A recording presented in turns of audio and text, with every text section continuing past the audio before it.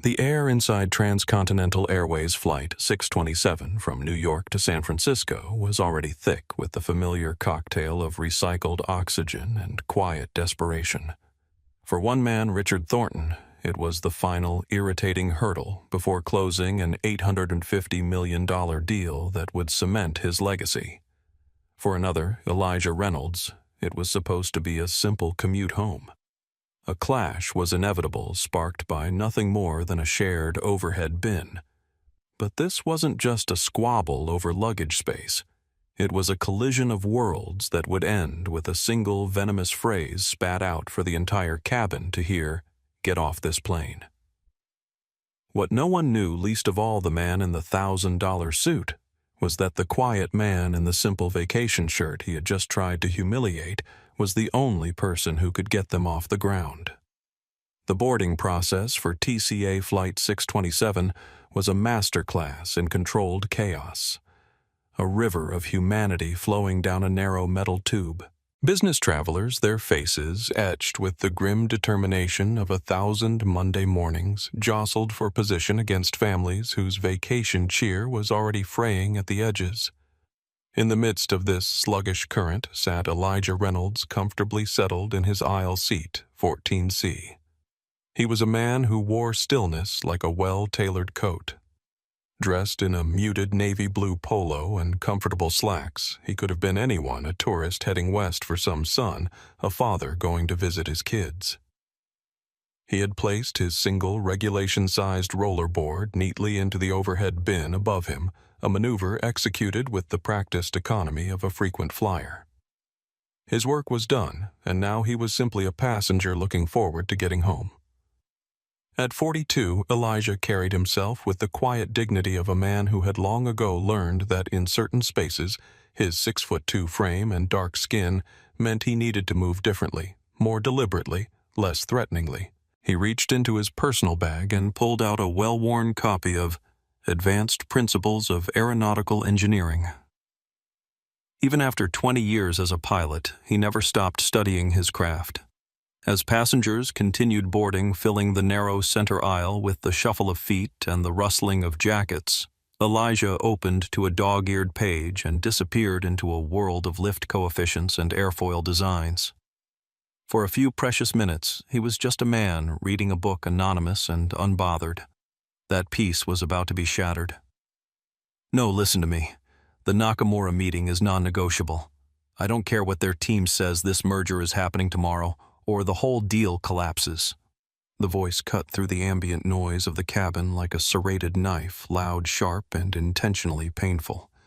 It belonged to Richard Thornton, a 53-year-old investment banker whose entire being radiated entitlement.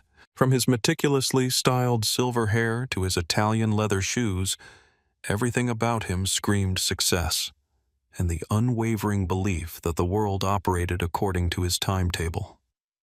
Richard stood at the entrance to the jetway, his Bluetooth earpiece blinking blue, as he continued his conversation, oblivious to the flight attendants trying to urge him forward.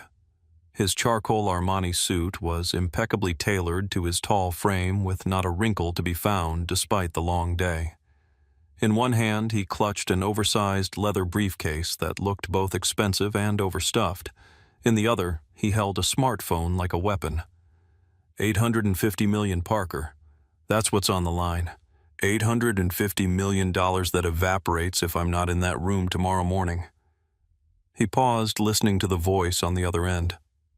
"Well, then tell them to push it back. Tell them I've been unavoidably delayed. I don't know, be creative. That's why I pay you, isn't it?"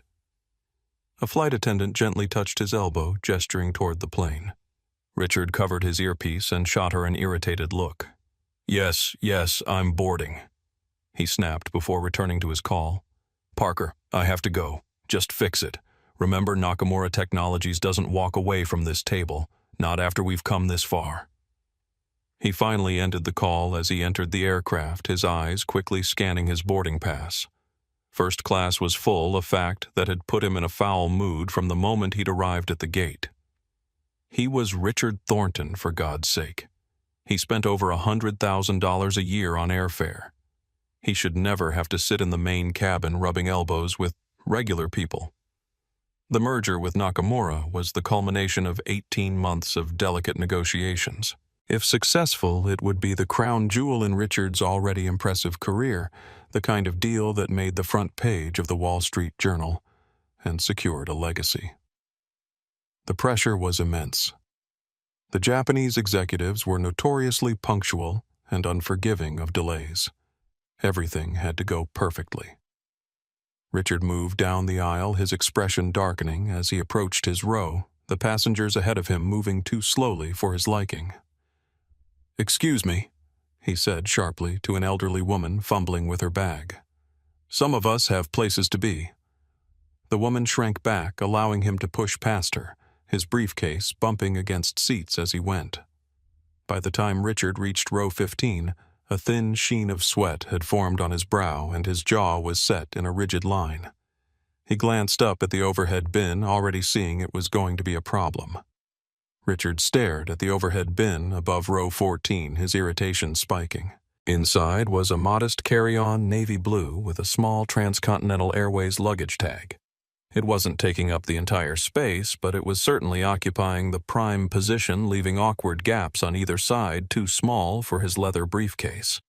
"Unbelievable," he muttered under his breath. He glanced down, immediately spotting Elijah in seat 14C.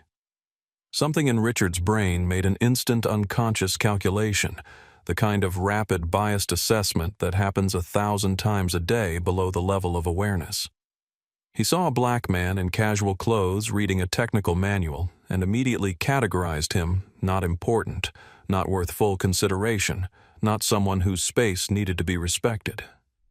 "Excuse me," Richard said, though there was nothing excusable in his tone. He jabbed a finger toward the overhead bin. "I need to put my bag up there." Elijah looked up from his book, his expression neutral. He assessed the situation quickly, an agitated white man in an expensive suit clearly used to getting his way. "There should be room if you turn your bag sideways," Elijah suggested calmly, marking his page and closing his book. Richard's nostrils flared slightly. "There isn't enough space with your bag hogging the bin." He reached up and yanked at Elijah's carry-on, attempting to push it further to the side. The bag shifted, then caught on something, refusing to move further. Richard pushed harder, his frustration mounting. There was a distinct cracking sound as the handle of Elijah's bag bent under the pressure. "Sir," Elijah said, his voice low but firm, "you're damaging my property." He stood up, his height nearly matching Richard's, his presence somehow larger due to his composed demeanor. Richard stepped back instinctively, then immediately resented his own reaction. "If your bag was properly stowed, this wouldn't be an issue," he said, his voice rising slightly. "Some of us travel with important materials that can't be checked." A slight ripple of awareness spread through the nearby passengers. Conversations quieted as people tuned in to the developing confrontation. "I understand," Elijah replied, his tone still measured. "But there are several overhead bins with space further back. Or if you'd like, I can help you rearrange things so your bag fits properly." Richard bristled. The offer of help felt like a challenge to his competence. "I've been flying first class for 20 years. I think I know how to handle my own luggage." The emphasis on first class was deliberate, drawing a clear line between his perceived status and Elijah's. "I'm sure you do," Elijah said, a flicker of something, perhaps amusement, perhaps resignation, crossing his face. "But we're all just trying to get where we're going today." Richard's face flushed. He was not accustomed to being contradicted, especially not by someone he deemed beneath his station. He yanked harder on his briefcase, trying to force it into the space, but only succeeded in pushing Elijah's bag further to the side, causing the overhead bin's contents to shift precariously. A bottle of water tumbled from the bin, nearly hitting an elderly passenger in the head, before Elijah caught it with a quick, reflexive movement. The practiced coordination of that simple catch spoke volumes about his spatial awareness and reaction time qualities, essential in a pilot, though Richard was too self-absorbed to notice. "Perhaps," Elijah said, returning the water to its owner, "we could ask a flight attendant for assistance." Richard interpreted this reasonable suggestion as a direct challenge to his authority. In his mind, this stranger was not only obstructing him physically, but also undermining him publicly. And on today of all days, when the pressure of the Nakamura merger was already pushing him to his limits, he found this small defiance intolerable. "Listen," he said, leaning closer, his voice dropping to a whisper that somehow carried more menace than a shout. "I don't have time for this. My bag goes in this bin, period." Elijah met his gaze steadily. "And my bag is already there," he replied simply. "I'm happy to make room, but not at the expense of damaging my property. Is there a problem here?" The question came from Sofia Gonzalez, a 34-year-old lead flight attendant whose warm smile was belied by the sharpness in her dark eyes. She had been watching the interaction from the front galley, recognizing the familiar signs of a passenger dispute that could quickly escalate.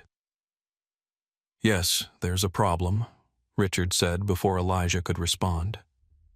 "This gentleman's bag is taking up the entire bin, and I need to store my briefcase."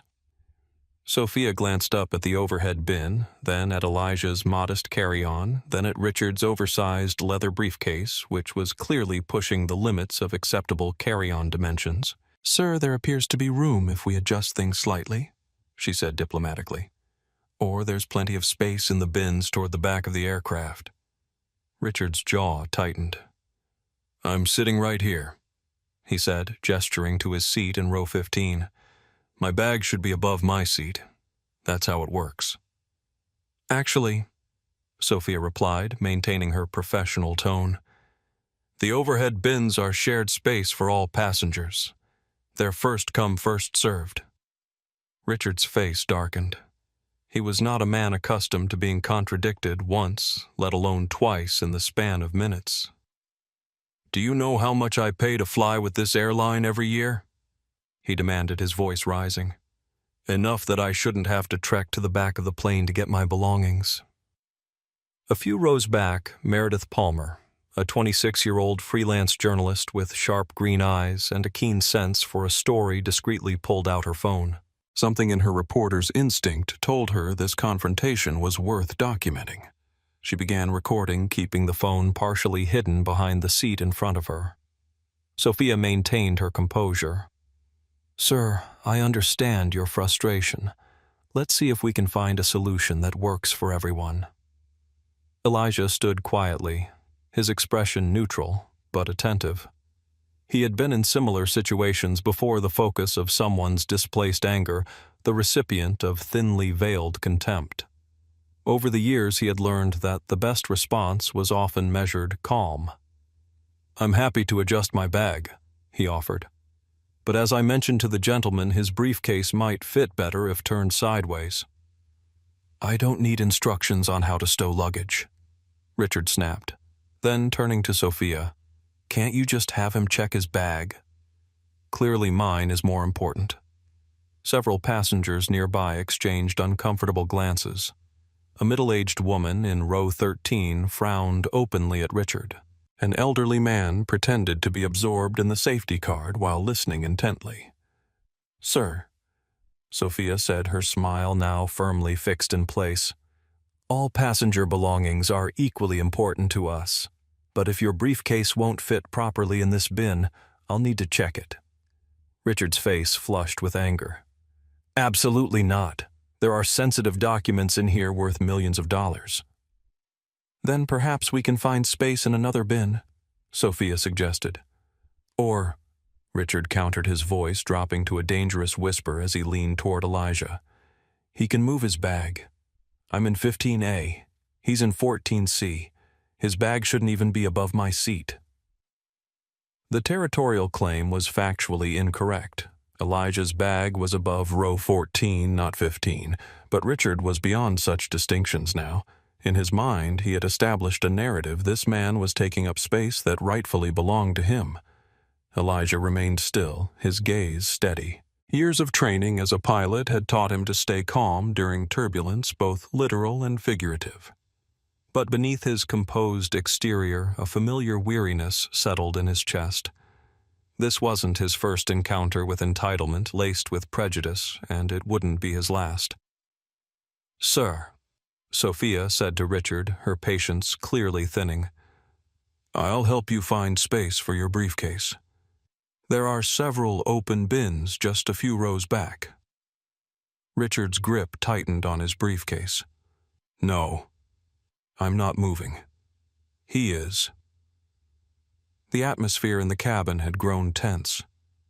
Even passengers not directly involved were watching the scene unfold, some with discomfort, others with morbid fascination. Meredith continued recording her journalistic instincts, telling her this was building toward something significant. Elijah took a slow, measured breath. "I'm happy to help rearrange things," he said again, "but I won't be checking my bag." It was a simple statement delivered without aggression or defiance, but to Richard it felt like a challenge to his authority, to his status, to his very place in the world. And in that moment, something in Richard Thornton snapped. "You don't get to tell me what to do." Richard's voice exploded through the cabin, startling passengers several rows away. His face contorted with rage as he jabbed a finger toward Elijah's chest, stopping just short of physical contact. "You people are always looking for handouts, always causing problems," he continued, spittle flying from his lips. "I pay for this seat. I pay your salary. I've had enough of this." The cabin fell silent, the ambient noise of boarding suddenly swallowed by the shock of Richard's outburst.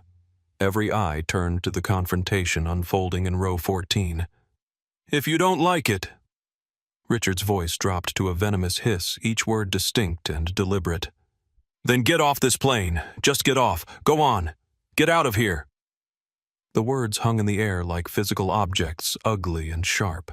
Passengers shifted uncomfortably in their seats. A mother covered her young daughter's ears. An older gentleman in a business suit shook his head in disgust. Elijah hadn't moved. He stood perfectly still. His expression unchanged, though something in his eyes had hardened. He didn't flinch, didn't retreat, didn't return Richard's rage with his own. His stillness was somehow more powerful than any reaction could have been. Meredith Palmer's fingers trembled slightly as she continued recording the red light of her phone's camera, capturing every second of Richard's tirade. She knew instantly that she was documenting something significant, a raw, unfiltered moment of prejudice that would resonate far beyond this aircraft. Sophia stepped between them, her face pale but resolute. "Sir," she said to Richard, her voice firm despite a slight tremor, "that is completely unacceptable. You need to lower your voice immediately and take your seat, or I will have to involve the captain." Richard's chest heaved with each breath, his rage momentarily arrested by Sophia's intervention, but his eyes remained fixed on Elijah, burning with indignation. "You heard me," he said, quieter but no less venomous. "Get him off this plane." The command was absurd, a passenger demanding the removal of another passenger, but the entitlement behind it was staggering. Several people gasped audibly. A young man in row 16 stood up as if preparing to intervene if necessary. Elijah finally moved, but not in retreat. He straightened his shoulders slightly, meeting Richard's gaze directly. When he spoke, his voice was low-measured and clear enough that everyone nearby could hear. "Sir, I understand you're upset, but we're all just trying to get to our destination safely. There's no need for this level of disrespect." The simple dignity of his response seemed to penetrate Richard's rage, if only momentarily. Something flickered across the banker's face. Perhaps the first glimmer of self-awareness quickly subsumed again by indignation. Sophia gestured to Richard's empty seat. "Sir, please sit down now. Your bag will be properly stowed, I promise you." Richard glared at Elijah for one more long moment, then at Sophia, then at the watching passengers. The public nature of his outburst was beginning to register, and a new emotion crept in alongside his anger, embarrassment. With a final muttered curse, Richard shoved his briefcase under the seat in front of 15A, a clear violation of the airline's safety protocols, but Sophia wisely chose not to address it at that moment. He dropped heavily into his seat, radiating hostility like a furnace. Elijah returned to his seat as well, reopening his book with steady hands. To casual observers, he appeared completely unaffected by the confrontation. Only the tightness around his eyes betrayed the toll of maintaining such composure in the face of naked prejudice. The cabin remained unusually quiet as the final passengers boarded. Those who had witnessed the confrontation exchanged glances, some sympathetic toward Elijah. Others simply uncomfortable with having witnessed such raw ugliness. What no one in the cabin knew, least of all Richard Thornton, was that if Elijah Reynolds got off this plane as demanded, no one would be going anywhere at all. The cabin door sealed with a heavy thunk, and the aircraft pushed back from the gate. The safety demonstration began, flight attendants moving through their choreographed motions with practiced precision. But an undercurrent of tension remained like static electricity before a storm. Richard Thornton sat rigidly in 15A, staring straight ahead, his jaw working silently as he chewed over the confrontation. He had crossed a line, and some part of him knew it. But in his mind, he was the aggrieved party, the important businessman whose reasonable requests had been thwarted by an uncooperative passenger and an unhelpful crew. He snuck a glance at Elijah, visible just ahead in 14C. The man appeared completely absorbed in his book, turning pages with steady, unhurried movements. Richard's anger flared anew. How dare this man remain so composed when Richard's own equilibrium had been so thoroughly disrupted? 3 rows behind them, Meredith Palmer reviewed the video she had captured, her pulse quickening. The footage was clear. Richard's face fully visible, his words perfectly audible, the racial undertones unmistakable. As a freelance journalist specializing in social justice issues, she recognized the potential impact of such raw footage. She debated whether to upload it immediately using the plane's Wi-Fi or wait until they landed. Elijah turned another page, his eyes moving methodically across lines of text about advanced aerodynamics. But his mind was partially elsewhere, moving through a familiar internal landscape. 20 years in aviation had brought him face to face with prejudice in many forms. Sometimes blatant, like today's confrontation, but more often subtle. The surprised looks when he introduced himself as the captain, the passengers who would ask to verify his credentials, the colleagues who initially questioned his competence. He remembered his first day at flight school 22 years ago. He had arrived early, eager and nervous, only to have another student mistake him for the janitor. He remembered his first officer evaluation where the examiner had seemed determined to find fault, putting him through scenarios far more complex than those given to his white classmates.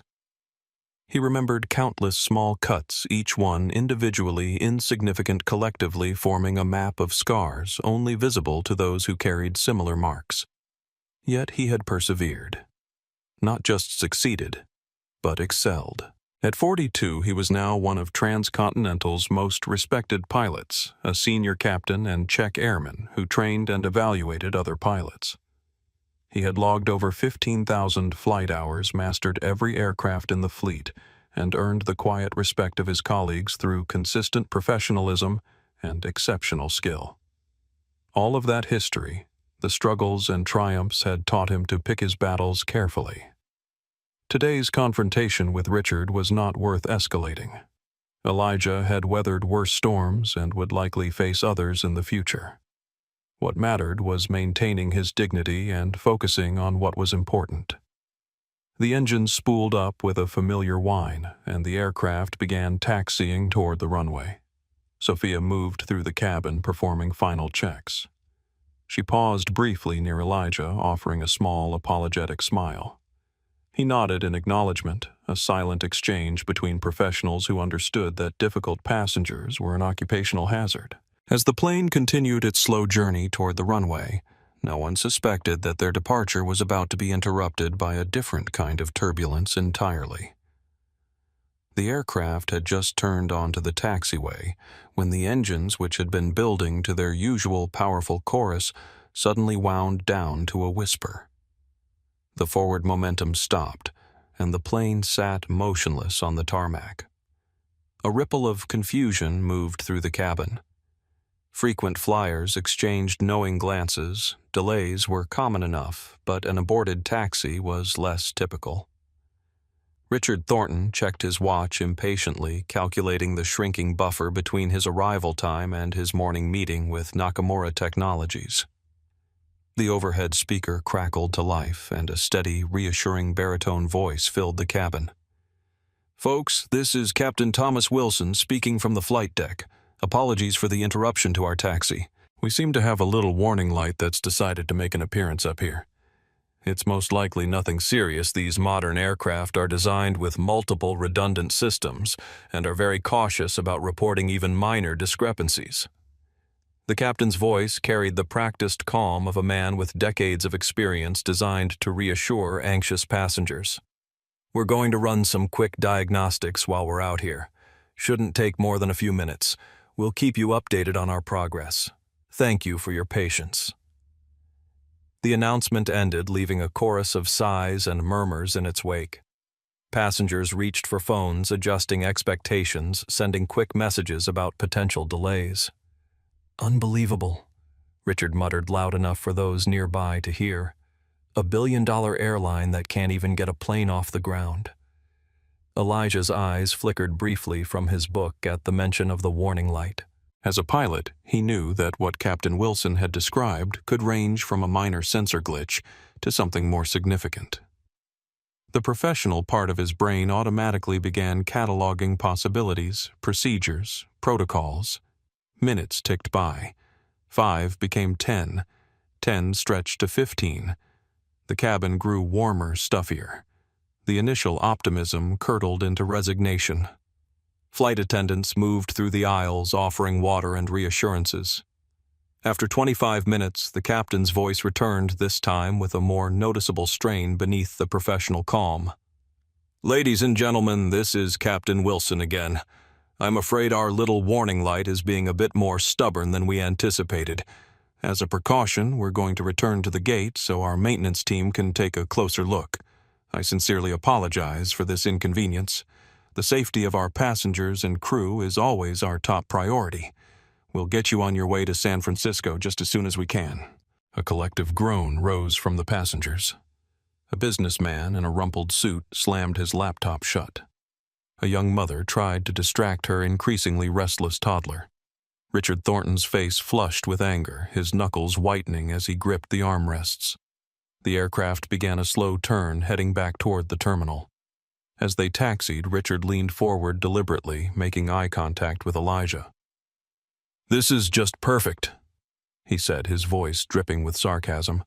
"First I have to deal with you, and now this. Some kind of cosmic joke." Elijah chose not to respond, turning another page in his book, but the corner of his mouth tightened almost imperceptibly. The insinuation was clear. Richard was somehow linking Elijah's presence to the technical delay, as if his very existence on the aircraft was causing disruption. It was an irrational connection, the kind of magical thinking that often underlies prejudice, the belief that those deemed other bring bad fortune merely by their presence. Elijah had encountered this type of thinking before, the quiet whispers when a black pilot entered the cockpit, followed by nervous glances if turbulence hit during the flight. As the plane reconnected with the jet bridge, Sophia's voice came over the intercom, her professional tone masking any frustration she might feel. "Ladies and gentlemen, we've returned to the gate for a maintenance check. At this time, you may use your electronic devices, but please remain seated with your seatbelts fastened until the captain turns off the seatbelt sign. We appreciate your patience." The familiar chime of phones being turned on filled the cabin, followed by the rapid clicking of messages being sent. The delay was now real, no longer a brief pause, but an actual disruption to everyone's plans. Richard began an intense phone conversation, his voice deliberately loud. "Parker, it's getting worse. Now we've got mechanical issues. No, they haven't given us an ETA. I know the Nakamura team won't wait. Find a backup plan now." Elijah closed his book, finally allowing himself to acknowledge the growing knot of concern in his stomach. Warning lights could indeed be false alarms, but they could also indicate serious issues. As a pilot, he knew that Captain Wilson would be working through an extensive checklist communicating with maintenance weighing options.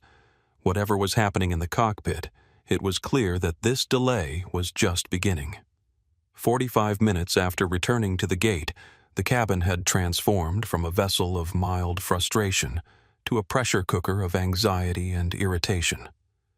The initial updates from the cockpit had grown less frequent and more vague. The temperature had risen as the air conditioning struggled and the atmosphere grew increasingly stifling. Richard Thornton had progressed through a spectrum of reactions, from angry phone calls to his team to demanding updates from any flight attendant who passed to now sitting in seething silence. His expensive suit rumpled his forehead, beaded with sweat. Children who had initially been excited about the flight were now fussy and restless. Business travelers checked watches and calendars with increasing agitation. Even the most patient passengers were beginning to show signs of wear. Sophia and the other flight attendants maintained professional composure, but the strain showed in the tightness around their eyes, the slightly forced nature of their smiles. They offered water, apologized repeatedly, and deflected questions they couldn't answer.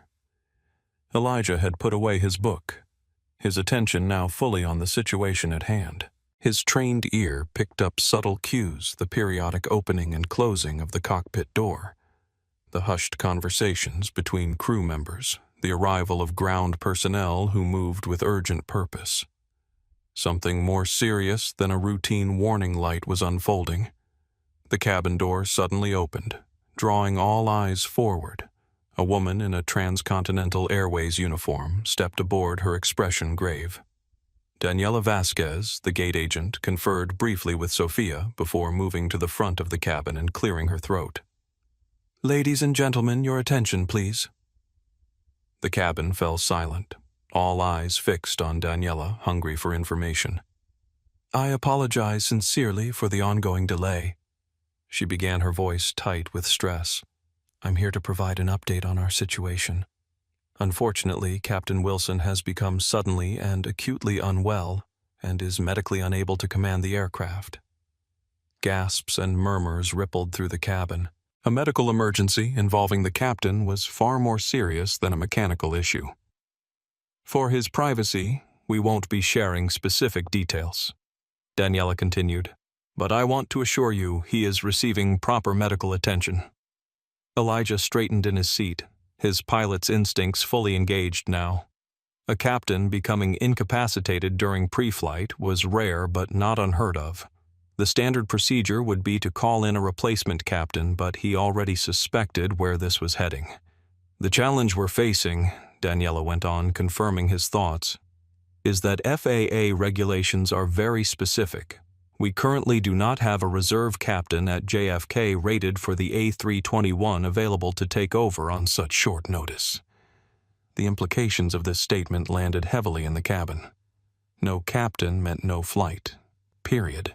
"If we cannot find a qualified replacement captain, I'm afraid the delay could extend to at least 6 hours, and there is a significant possibility that this flight may need to be canceled entirely." The cabin erupted. A businessman shouted about connecting flights. A woman with a wedding ring began to cry softly. A college student loudly demanded hotel vouchers.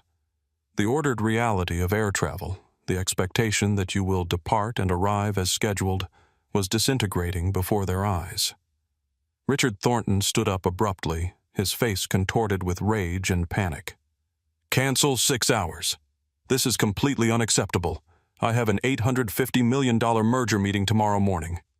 Do you have any idea what's at stake here? This airline is a disgrace." His outburst gave voice to the collective frustration, even as his specific concerns remained uniquely his own. Other passengers joined in creating a cacophony of complaints and demands that Daniela struggled to address. Amid the chaos, Elijah sat perfectly still, his mind working through scenarios. As a Transcontinental Airways pilot rated on the A321, he was technically qualified to take command of this aircraft. It wasn't standard procedure. He was off-duty, deadheading home, not scheduled to fly. But in emergency situations, protocols could be adjusted.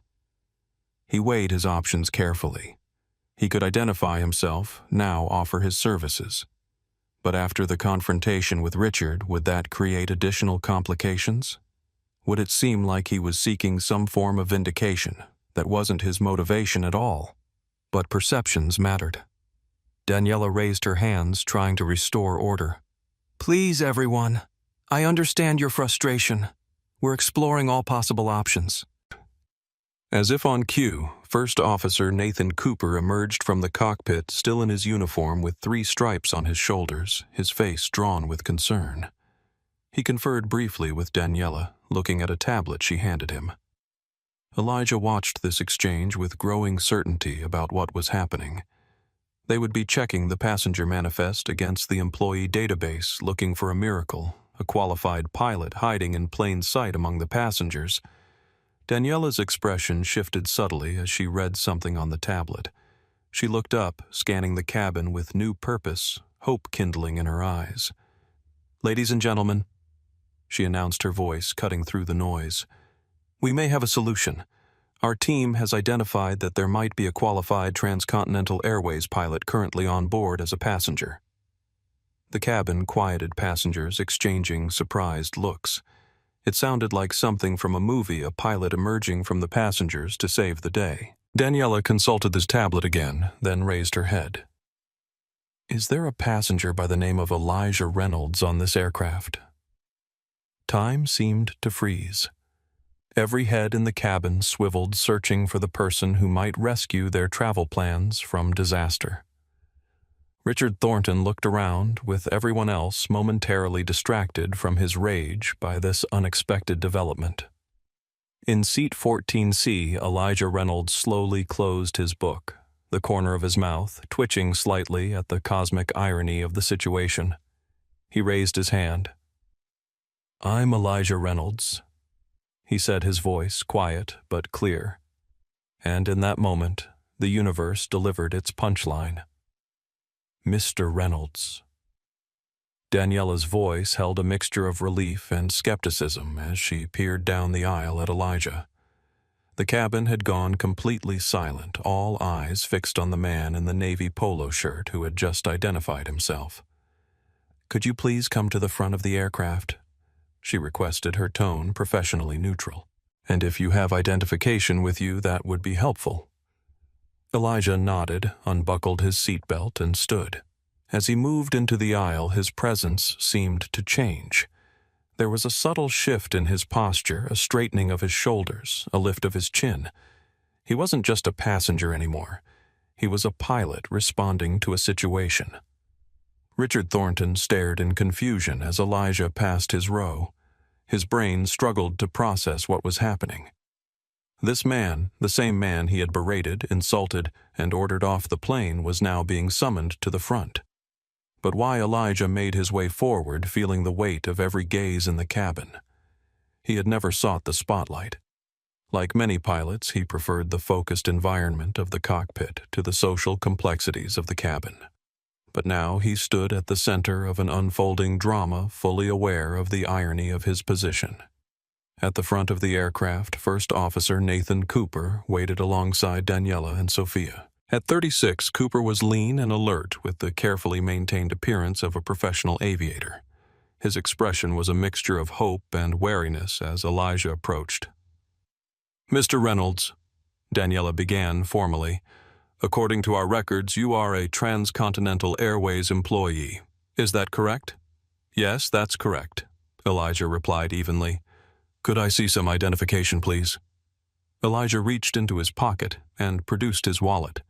From it, he extracted 3 cards, his driver's license, his airline transport pilot license, issued by the FAA, and his Transcontinental Airways employee ID with Captain, clearly printed beneath his photo. Daniela examined the cards closely, then looked up at Elijah with new respect dawning in her eyes. She turned to Nathan, who took the FAA license and employee ID, studying them with the careful scrutiny of someone who understood exactly what he was looking at.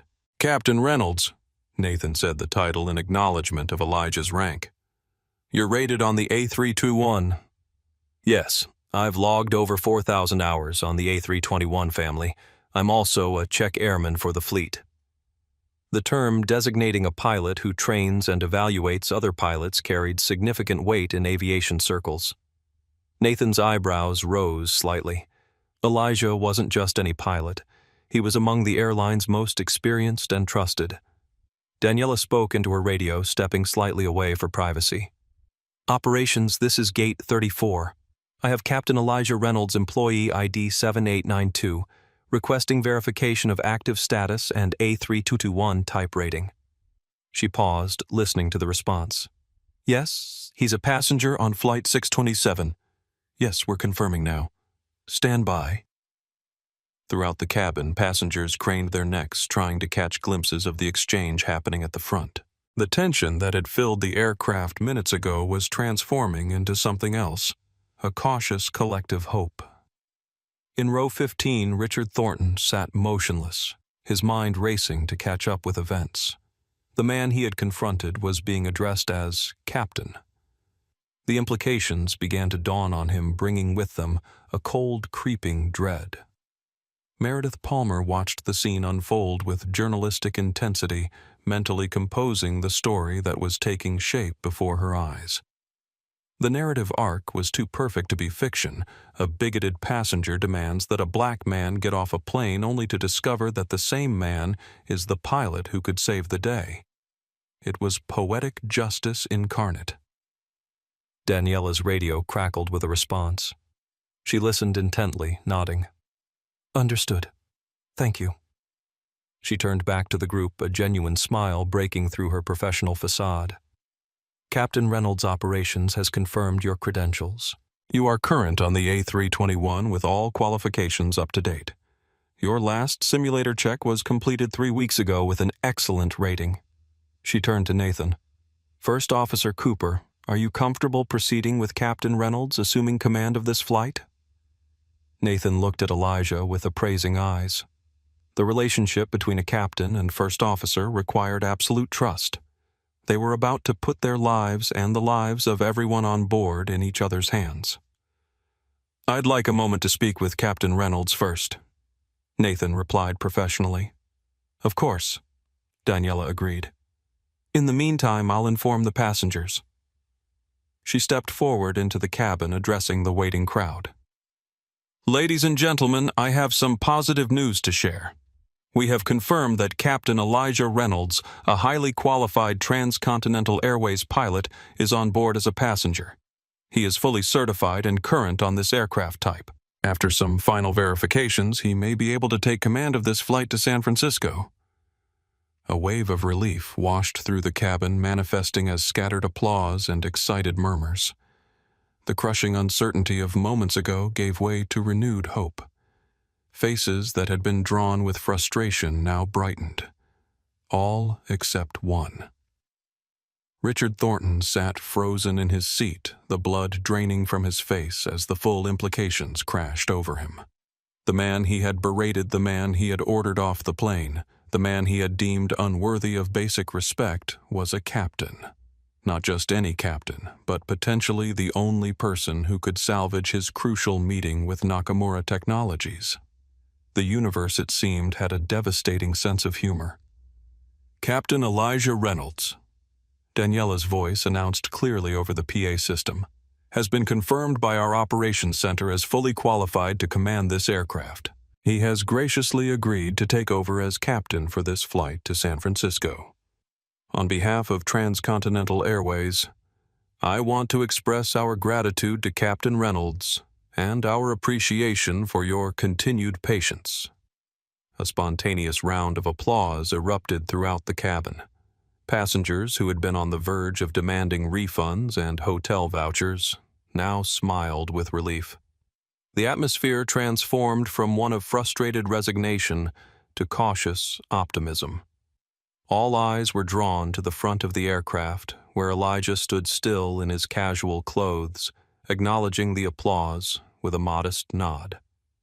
There was nothing theatrical in his demeanor, just the quiet dignity of a professional about to do his job. First Officer Cooper and Captain Reynolds will be preparing for departure, Daniela continued. We anticipate being ready to push back from the gate in approximately 30 minutes. Thank you again for your understanding. Richard Thornton remained motionless in seat 15, his entire worldview undergoing a seismic shift. The social hierarchy he had taken for granted, the assumption that his suit, his position, his complexion granted him automatic authority, had been completely inverted. The man he had deemed unworthy of simple courtesy now held the power to get him to his crucial meeting, or not. His mind replayed his own words with excruciating clarity. You people are always looking for handouts. Get off this plane. The memory burned like acid. He had not just been rude to another passenger. He had publicly berated the pilot who would now be responsible for his safety. 3 rows behind him, Meredith Palmer was having a very different reaction. As a journalist who specialized in social justice issues, she recognized the perfect storm of elements in this story. Racism comeuppance, and the delicious irony of the bigot's fate, now resting in the hands of the very person he had denigrated. She discreetly drafted a social media post, not yet sending it, but preparing for the moment when this story could be shared with the world. At the front of the aircraft, Elijah reached into the overhead bin and retrieved his carry-on bag, the very same bag that had sparked the earlier confrontation. With deliberate movements, he unzipped it and removed a neatly folded white shirt with epaulettes bearing 4 gold stripes, the unmistakable uniform of a senior captain. He slipped off his navy polo shirt, revealing a white undershirt beneath. Then, with practiced efficiency, he donned his captain's shirt, secured each button, and adjusted the epaulettes that signified his rank and responsibility. The transformation was remarkable. The casual passenger from 14C vanished, replaced by a figure of quiet authority. He didn't need to announce his position. The uniform spoke for him, conferring an instant gravitas that transcended the earlier confrontation. From his bag, Elijah also extracted a pair of polished black shoes, exchanging them for his casual loafers. Each movement was unhurried, yet precise, the routine of a man who had performed this ritual thousands of times before. The cabin watched in collective fascination. It was like witnessing a superhero's origin story in reverse, the revelation not that an ordinary person had extraordinary abilities, but that the extraordinary person had been hiding in plain sight all along. As Elijah prepared to move toward the cockpit, his path would inevitably take him past row 15, past Richard Thornton. The moment could not be avoided. Elijah began his walk down the aisle, his posture straight, his expression composed. Passengers nodded respectfully as he passed. Some offered words of thanks. Others simply watched with newfound appreciation. When he reached row 15, the tension in the cabin thickened. Richard sat rigidly, his gaze fixed forward, refusing to make eye contact. His face had flushed a deep crimson, a physical manifestation of his humiliation. Elijah paused briefly, not in triumph or to prolong Richard's discomfort, but because the moment demanded acknowledgement. Their eyes met for a fraction of a second, Richard's filled with a complex mixture of shame, anger, and fear, Elijah's calm and focused. There was no hint of, "I told you so," in Elijah's expression, no visible satisfaction at Richard's comeuppance. There was only the measured gaze of a professional with a job to do a job that now included ensuring the safety and comfort of the very man who had tried to have him removed from the aircraft. For Richard, this was perhaps the most devastating aspect of the encounter. He wasn't even being granted the dignity of being an adversary. In Elijah's world, in this moment, Richard had been reduced to just another passenger, one of 176 souls, whose lives were now Elijah's responsibility. Richard Thornton, who had built a career on being the most important person in any room, had never felt so insignificant.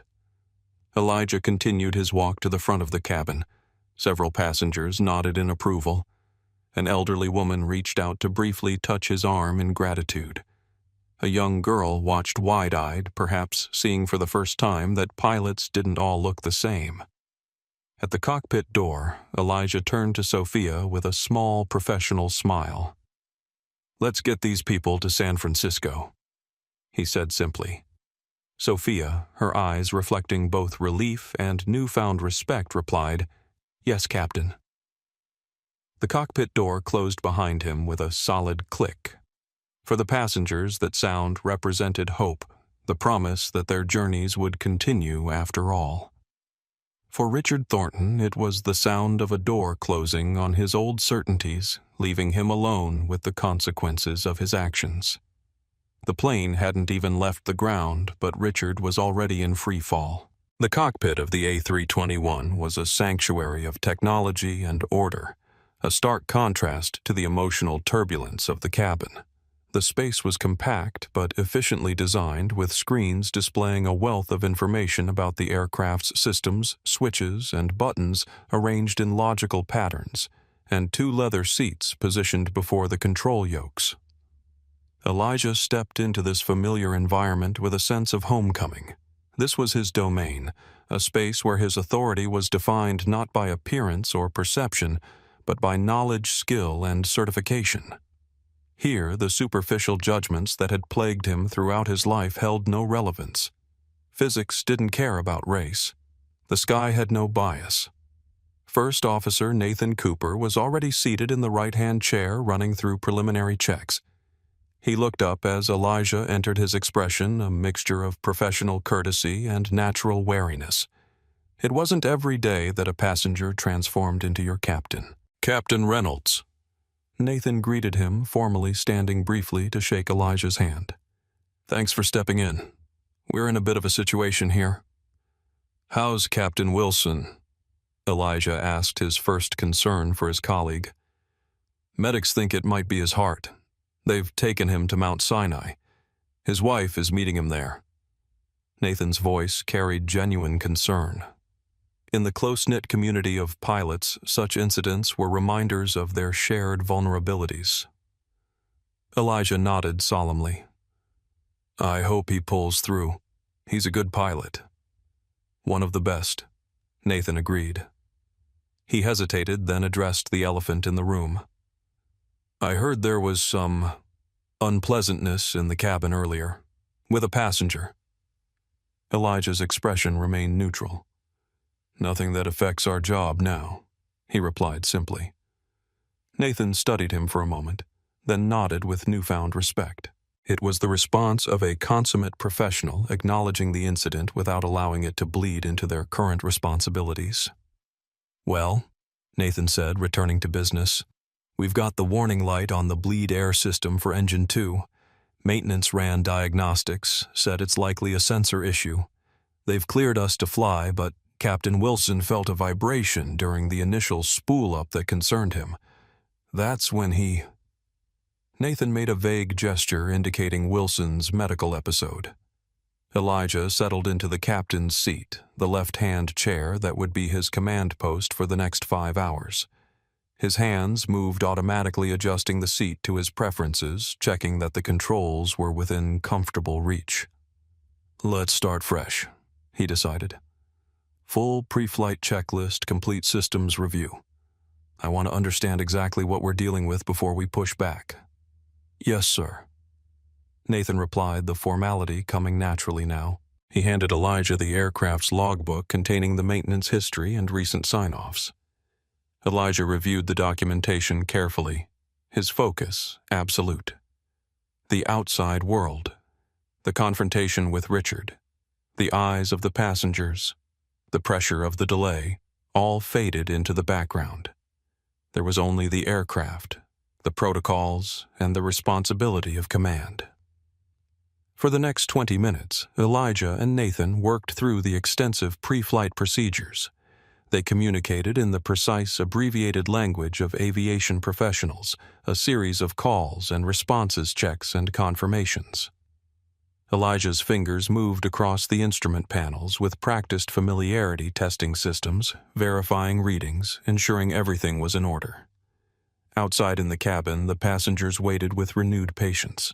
The knowledge that a qualified captain had been found had transformed the atmosphere. Flight attendants moved through the aisles offering water and reassurances about the imminent departure.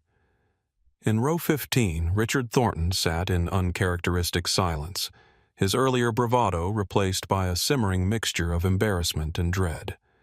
He had spent his career cultivating a larger-than-life persona using his position and wealth to intimidate others into compliance. Now, through a twist of fate that seemed almost calculated in its perfect irony, he found himself utterly dependent on the competence and goodwill of the very man he had tried to humiliate. The cockpit door remained closed, a physical boundary between the controlled environment where Elijah worked and the social complexity of the cabin. But eventually that barrier would have to be bridged. The captain would need to address his passengers. After completing their thorough review, Elijah nodded to Nathan. "Systems check clean. Let's test the engines with a slow spool-up. Listen for that vibration," Captain Wilson reported. Nathan nodded, reaching for the appropriate controls. The engines came to life with a familiar whine that gradually increased in pitch and intensity. Both men listened intently, their trained ears attuned to the slightest irregularity in the sound. "Sounds normal to me," Nathan commented after a minute. Elijah agreed. "No vibration detected. Let's do a full power test before pushback, but I think we're looking at a sensor ghost." The term was pilot shorthand for a false reading, a common enough occurrence in modern aircraft filled with thousands of sensors, any of which could occasionally report problems that didn't exist. With the technical issues addressed, it was time for Elijah to establish his presence with the passengers. He reached for the PA system handset, pausing briefly to collect his thoughts. The voice that came over the cabin speakers moments later carried a natural authority, deep measured and steady. It was the voice of a man completely in his element, a stark contrast to the quiet passenger who had been subjected to Richard's abuse. "Good afternoon, ladies and gentlemen. This is Captain Elijah Reynolds. First, I want to thank you for your patience during this unexpected delay. I'm pleased to inform you that our maintenance checks are complete, all systems are functioning normally, and we are now preparing for departure to San Francisco." Throughout the cabin, passengers straightened in their seats, attentive to the voice of the man who had transformed from fellow traveler to commander. "Our flight time today will be approximately 5 hours and 20 minutes. Weather conditions are favorable across our route, though we may encounter some turbulence as we cross the Rocky Mountains. My first officer, Nathan Cooper, and our outstanding cabin crew, led by Sofia Gonzalez, will ensure your safety and comfort throughout the flight." Elijah's voice carried no hint of the earlier confrontation, no suggestion that anything unusual had occurred. It was the voice of pure professionalism. "We'll be pushing back from the gate in approximately 10 minutes.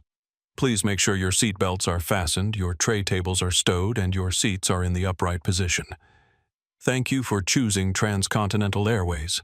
We're looking forward to getting you to your destination safely."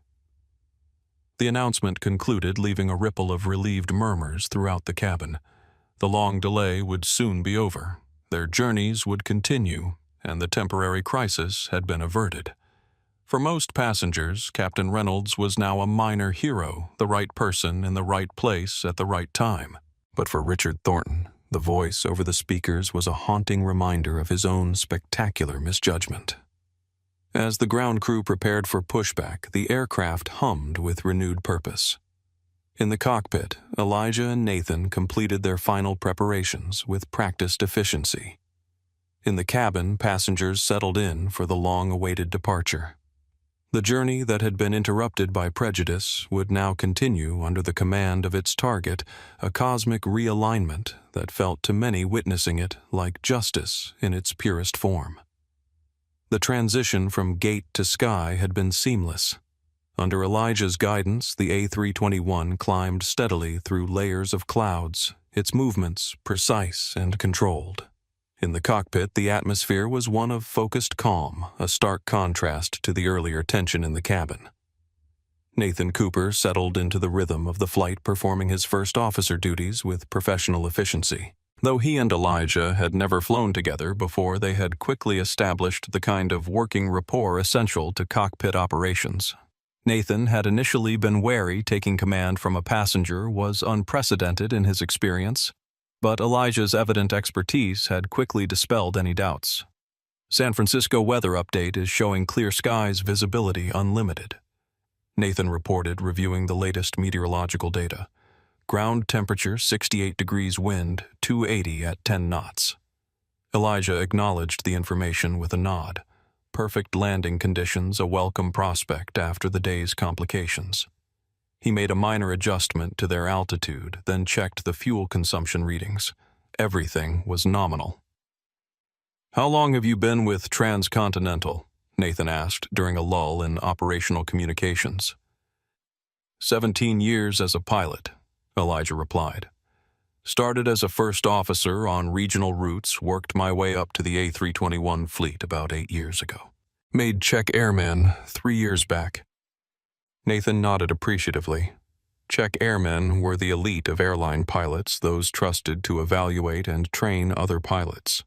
It required not only exceptional flying skills, but also the ability to teach, to assess, and to maintain perfect composure under pressure. "You must have seen a lot of changes in the industry over that time," Nathan observed. A hint of a smile crossed Elijah's face. "More than I can count. Aircraft technology, safety protocols, company mergers." He left unspoken the slower changes in the industry's demographics, the gradual, still incomplete shift toward greater diversity in the cockpit. In the main cabin, the initial post-takeoff quiet had given way to the normal rhythms of a transcontinental flight. The beverage service had begun flight attendants moving through the aisles with practiced efficiency. Passengers had settled into their personal routines, some working on laptops, others watching movies on the seatback screens, a few already dozing. Sofia Gonzalez moved with particular purpose, her earlier stress now channeled into heightened attentiveness to passenger needs. As she passed row 14, Elijah's former seat now occupied by another passenger who had been reseated, she felt a renewed appreciation for the man who had transformed from unfairly targeted passenger to aircraft commander. In row 15, Richard Thornton sat rigid, declining the offer of a drink from the passing flight attendant. His stomach was a tight knot of anxiety and shame. Every announcement from the cockpit, every smooth adjustment of the aircraft's trajectory served as a reminder of his catastrophic misjudgment. He pulled out his phone, enabled the airplane mode, and opened his calendar. The Nakamura Technologies meeting was scheduled for 9 a.m. Pacific time. Based on the captain's announced arrival time of 7:40 p.m., he would still make it to his hotel, prepare his presentation, and be ready for the meeting, assuming everything went according to plan. But Richard was no longer certain of anything. His worldview had been built on assumptions about who belonged where, about whose competence deserved respect, about his own position at the top of a carefully ordered social hierarchy. Those assumptions had been shattered in the most public, humiliating way possible. 3 rows behind him, Meredith Palmer was already at work. With the plane's Wi-Fi activated, she had begun drafting an article about the incident she had witnessed. As a freelance journalist specializing in social justice issues, she recognized the powerful narrative unfolding a stark example of prejudice confronted not through confrontation but through quiet competence. She reviewed the video she had captured during the confrontation. Richard's face clearly visible, his words unmistakable, his contempt palpable. She had not yet decided whether to publish it. The journalist in her recognized its news value, but she was also conscious of the ethical considerations. Would public shaming serve any constructive purpose, or would it merely satisfy a desire for retribution? Meanwhile, in the cockpit, Elijah and Nathan continued their professional duties, monitoring systems communicating with air traffic control and adjusting their flight path to avoid areas of potential turbulence. Their conversation remained primarily operational, with occasional forays into professional topics. New FAA regulations, upcoming aircraft deliveries to the fleet, mutual acquaintances among the pilot corps. Neither mentioned the incident with Richard again. For Elijah, it was compartmentalized, filed away in the part of his mind not currently engaged with the responsibilities of flight. His focus remained absolute on the task at hand. His emotions carefully regulated, his judgment unclouded. As they crossed into Midwestern airspace, Elijah received a weather update about the system developing over the Rockies, slightly more intense than initially forecast, but still navigable. He made notes for a course adjustment that would take them through a gap in the worst of the turbulence. "I'll make an announcement to prepare the passengers," Elijah said, reaching for the PA system. His voice, when it came over the speakers, was exactly as it had been before, steady, authoritative, reassuring. "Ladies and gentlemen, this is Captain Reynolds. We're cruising smoothly at 36,000 feet and making good time towards San Francisco. I want to give you a heads up that we're tracking some weather systems over the Rocky Mountains that we'll be crossing in about an hour. We're adjusting our route to avoid the worst of it, but we may experience some turbulence. I'll be turning the seatbelt sign on when we approach that area as a precaution. In the meantime, continue to keep your seatbelts fastened when seated, as we can occasionally encounter unexpected rough air. Thank you." Throughout the cabin, passengers absorbed this information with varying degrees of concern. Frequent flyers took it in stride turbulence was a normal part of air travel. More nervous travelers tensed slightly, but took comfort in the captain's calm assurance. For Richard Thornton, the announcement carried additional significance. The voice from the cockpit, so poised, so professional, continued to dismantle his preconceptions with each syllable. The man he had dismissed as unworthy of basic courtesy was now calmly informing him about weather patterns and flight adjustments with an expertise Richard couldn't begin to match. The cognitive dissonance was overwhelming. Richard had built his career on being the smartest person in the room, on having information others lacked, on leveraging knowledge into power and profit. Now he sat helpless, his fate literally in the hands of a man whose capabilities he had utterly failed to recognize, failed because he had allowed superficial judgments to override objective assessment. As the aircraft continued its westward journey, the lessons of the day were still unfolding. For Elijah, it was another flight in a career built on excellence despite obstacles. For Richard, it was an education he had never anticipated and would never forget. And for everyone else on board Transcontinental 627, it was becoming a story they would tell for years to come, a tale of prejudice, irony, and the quiet power of competence to overcome baseless judgment. Cruising at 36,000 feet above America's heartland, Transcontinental Flight 627 had settled into the steady rhythm of long-distance travel. Inside the pressurized metal tube, 177 souls shared a temporary community bound together, not just by a common destination, but now by the remarkable story unfolding among them. In the cockpit, Elijah maintained his vigilant watch over the aircraft systems, his attention divided between present responsibilities and forward planning. The weather system over the Rockies was evolving, and he was tracking its development, calculating adjustments to their route that would balance passenger comfort against fuel efficiency and arrival time. During a quiet moment with Nathan, focused on communications with air traffic control, Elijah allowed himself a brief reflection on the journey that had brought him to this moment. His path to the captain's seat had never been straight or easy.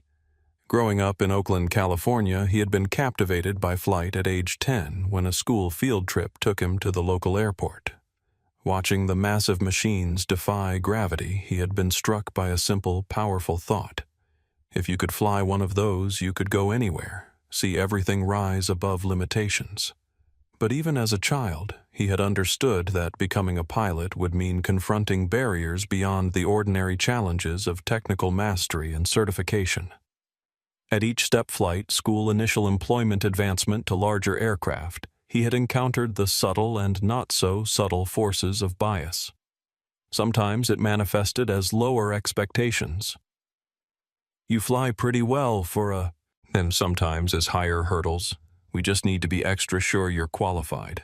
And occasionally as outright hostility. What had sustained him through 2 decades of such experiences was an unshakable focus on excellence. If he couldn't control how others perceived him initially, he could ensure that his performance spoke for itself. He had graduated at the top of his flight school class, maintained a perfect safety record, earned certifications on multiple aircraft types, and eventually achieved the elite status of check airman. Today's confrontation with Richard Thornton was not exceptional in Elijah's experience. It was merely a more public, more explicit version of interactions he had navigated throughout his career. And like those previous challenges, he had met it not with anger or retaliation, but with composure and professionalism. In row 15, Richard Thornton was engaged in a different kind of reflection. For perhaps the first time in his adult life, he was confronting the possibility that his worldview, the lens through which he evaluated others, was fundamentally flawed. Richard had always prided himself on his judgment of character, his ability to quickly assess a person's capabilities and worth. It was a skill he leveraged in business negotiations, in hiring decisions, in social hierarchies. He believed he could tell within moments of meeting someone exactly where they belonged in relation to himself. But today that judgment had failed catastrophically. He had dismissed Elijah based on appearance and circumstance, had deemed him unworthy of basic respect, had never even considered the possibility that the man in casual clothing could possess skills and knowledge beyond his own comprehension. The realization was deeply unsettling, forcing Richard to confront uncomfortable questions. How many others had he dismissed based on superficial assessments? What opportunities had he missed? What connections had he failed to forge? What insights had he ignored because he couldn't see past his own preconceptions? The $850 million Nakamura merger. The deal that had consumed his attention, justified his behavior, fueled his sense of urgency, suddenly seemed hollow. What did it say about him that he had used the pressure of wealth creation to excuse treating another human being with contempt? 3 rows behind, Richard Meredith Palmer continued documenting the unfolding story. As a journalist who specialized in issues of social justice, she recognized the perfect narrative. Arc prejudice expressed, assumptions shattered, cosmic justice served without a hint of revenge or retaliation. It was a story about power, not just the formal authority of a captain, but the deeper power of dignity maintained in the face of disrespect. She typed carefully on her phone, crafting her initial social media post. Just witnessed something remarkable on flight from NYC to SF. Passenger berated a black man during boarding, telling him to get off this plane over a luggage dispute. Plot twist. That man is now flying the plane as our captain after original pilot became ill. Stay tuned for details when we land. She hesitated before posting, wondering if she was infringing on privacy, if this would unleash an online mob that might exact a disproportionate punishment on Richard. But there was also a powerful lesson here, one that deserved to be shared. Her finger hovered over the send button, undecided. Meanwhile, the flight continued, the aircraft making steady progress westward. The altimeter showed a perfect 36,000 feet. The airspeed indicator displayed 515 knots. The heading was precisely on course. Every aspect of the flight was being managed with the meticulous attention to detail that defined Elijah Reynolds as a pilot. In the cabin, Sophia moved with renewed purpose, her natural warmth as a flight attendant, enhanced by a deeper appreciation for the pilot now guiding them across the continent. She paused briefly near row 15, where Richard sat staring at the window, his untouched drink on his tray table. "Everything all right, sir?" she asked professionally, no trace of judgment in her voice despite having witnessed his earlier behavior. Richard looked up, momentarily startled from his thoughts. "Fine," he managed, then added with uncharacteristic uncertainty, "Thank you." Sophia nodded and continued down the aisle, leaving Richard to his thoughts. The simple courtesy she had extended, treating him with professional respect, despite his demonstrated lack of the same, only deepened his discomfort. He was being offered grace he knew he didn't deserve, and it felt like salt in the wound of his shame. As the aircraft approached the halfway point of their journey, an unseen boundary was crossed. The relative calm of the Midwest was giving way to the more turbulent air over the mountain ranges ahead. The weather system that Captain Reynolds had mentioned earlier was gathering strength, its patterns evolving in ways that would soon test both the aircraft and its commander. In the cockpit, Elijah noted the changes on the weather radar display, the patches of yellow and red indicating areas of moderate to severe turbulence. He made a slight adjustment to their course, seeking a path between the worst of the storm cells. "Looks like it's intensifying," Nathan observed, studying the same display. Elijah nodded. "I'll alert the passengers," he said, reaching for the PA system. "Time to batten down the hatches." The true test of Flight 627 was about to begin, not just the physical challenge of navigating turbulent skies, but the emotional journey of its passengers, particularly one investment banker whose carefully constructed worldview was crumbling with each passing mile. The first indication of the approaching weather system came as a subtle vibration through the airframe, a gentle tremor that most passengers might attribute to normal flight operations. But in the cockpit, Elijah and Nathan were tracking a more complete picture on their weather radar display. "That cell is building faster than forecast," Nathan remarked, pointing to a particularly intense area of convective activity directly in their path. The display showed a patchwork of yellows and reds, indicating moderate to severe turbulence. Elijah studied the radar image with careful attention, mentally calculating distances, intensities, and alternatives. 20 years in the cockpit had given him an instinctive feel for weather patterns, for the behavior of air masses colliding over mountain ranges, for the hidden currents of the sky. "We've got two options," he said after a moment. "We can deviate north by about 40 nautical miles, which adds fuel burn and time, or we can climb to FL 390 and try to get on top of the worst of it." FL 390 flight level 390 meant an altitude of 39,000 feet higher than their current cruising level of 36,000 feet. At that altitude, they might be able to pass over the most turbulent air, though it would require careful fuel management for the remainder of the flight. Nathan considered the options. "The winds at 390 are favorable, actually. Should help offset the fuel penalty from the climb." Elijah nodded, having already made the same calculation. "My thoughts exactly. Let's request the higher altitude from ATC." Nathan made the call to air traffic control requesting clearance to climb to 39,000 feet. After a brief exchange, the controller granted their request. "Transcontinental 627 climb and maintain flight level 390. Transcontinental 627 climbing to flight level 390, Nathan confirmed. Elijah smoothly adjusted the thrust and pitch, initiating a gentle climb. The massive aircraft responded with the precise obedience of a machine that, despite its complexity, had been designed to translate a pilot's intentions into physical movement through the sky. As they climbed, Elijah kept a careful eye on the aircraft's performance. The higher altitude would mean thinner air, which affected engine efficiency and handling characteristics. It was a subtle but important shift in the aircraft's operating environment, the kind of nuance that separated experienced pilots from novices. "I'll alert the cabin crew and passengers," Elijah said once they had leveled off at the new altitude. He keyed the intercom to speak first with the flight attendants, giving them advance notice of the expected turbulence.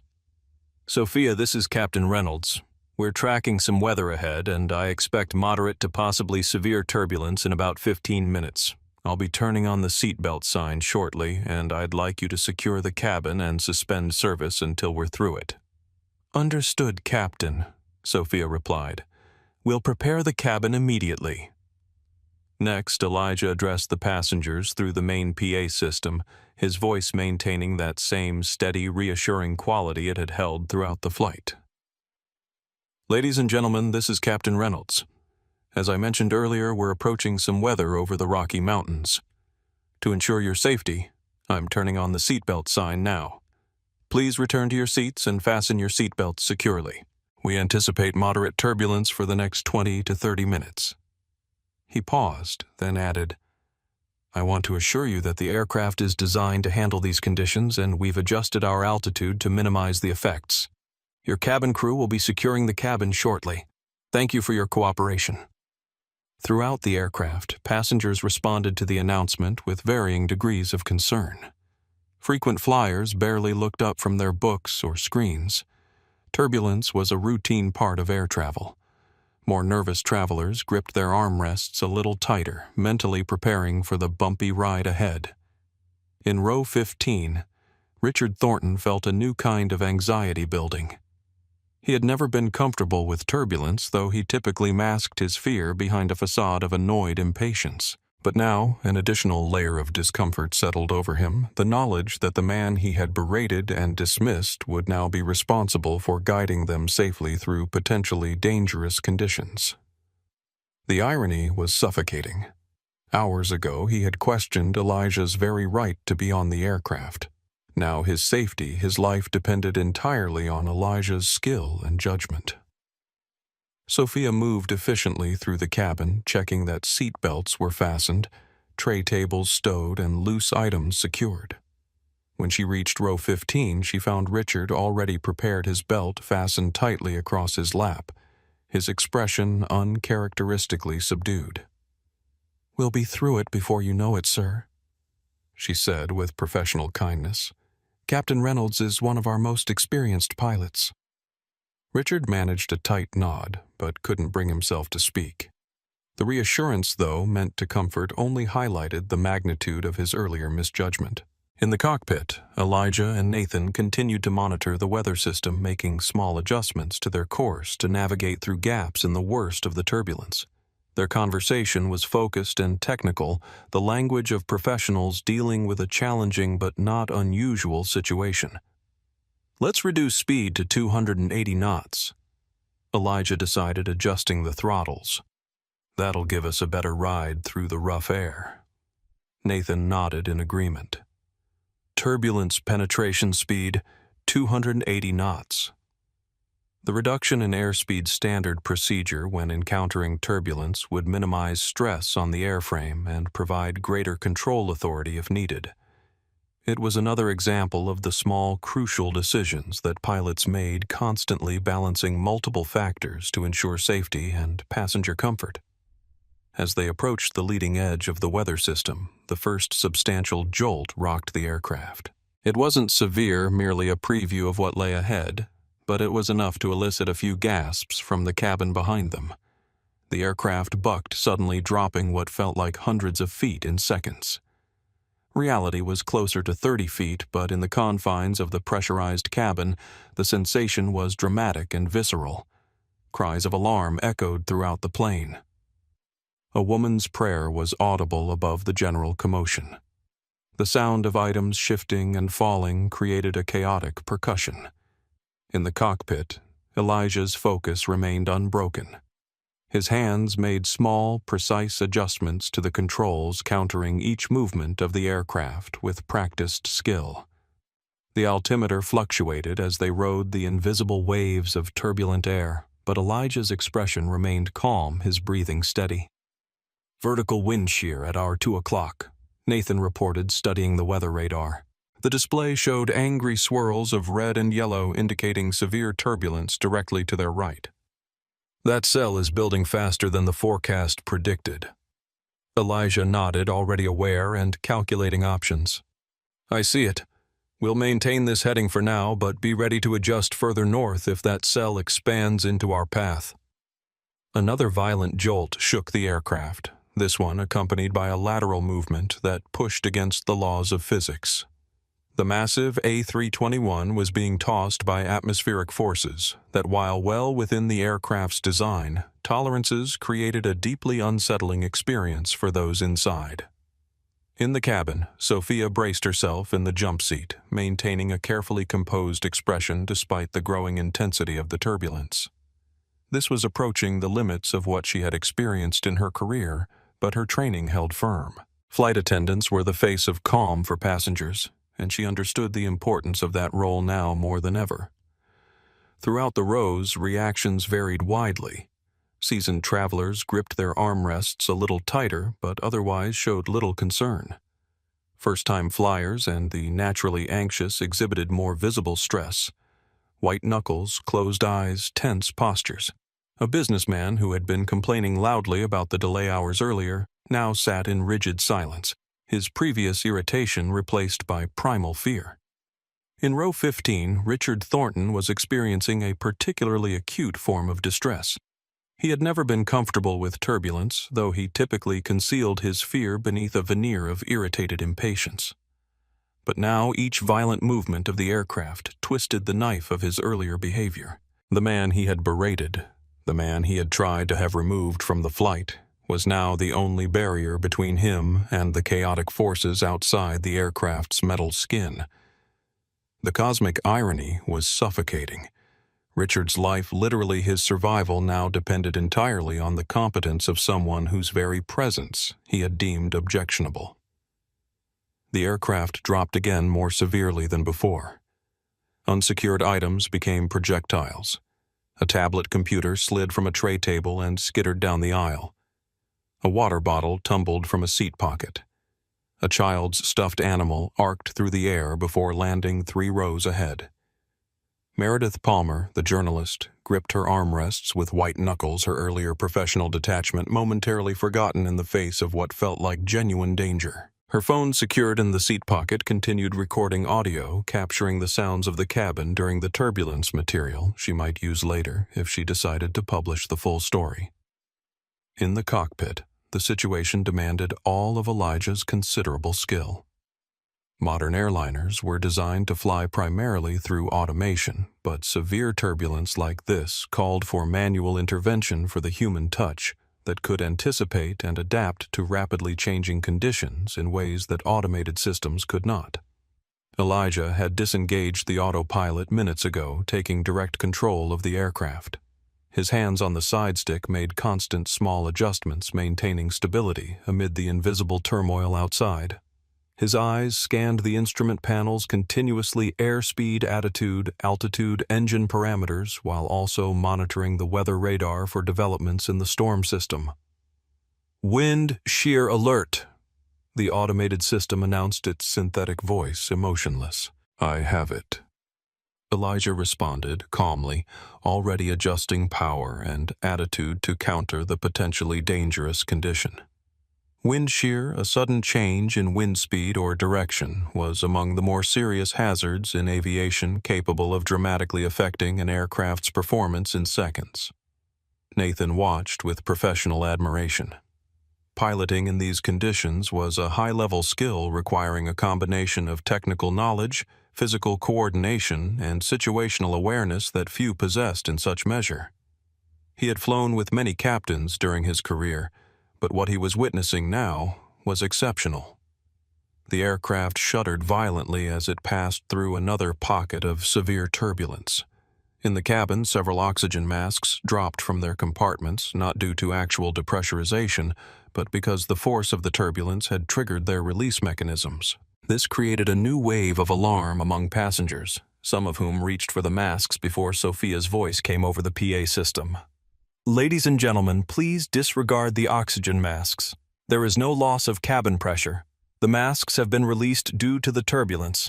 Please leave them hanging and do not put them on unless instructed to do so by the flight crew." Her calm instruction helped prevent a secondary panic, but the masks themselves, dangling like yellow specters from the ceiling panels, created an unsettling visual reminder of the aircraft's vulnerability. In row 15, Richard Thornton felt a cold sweat break out across his forehead. The Nakamura merger, the deal he had deemed important enough to justify his behavior toward Elijah, now seemed laughably insignificant. $850 million meant nothing if the aircraft couldn't maintain its structural integrity against the violent forces outside. Another drop, this one more severe than any previous. The aircraft seemed to fall out from under them, creating seconds of apparent weightlessness, followed by a crushing return to normal gravity. Screams echoed throughout the cabin.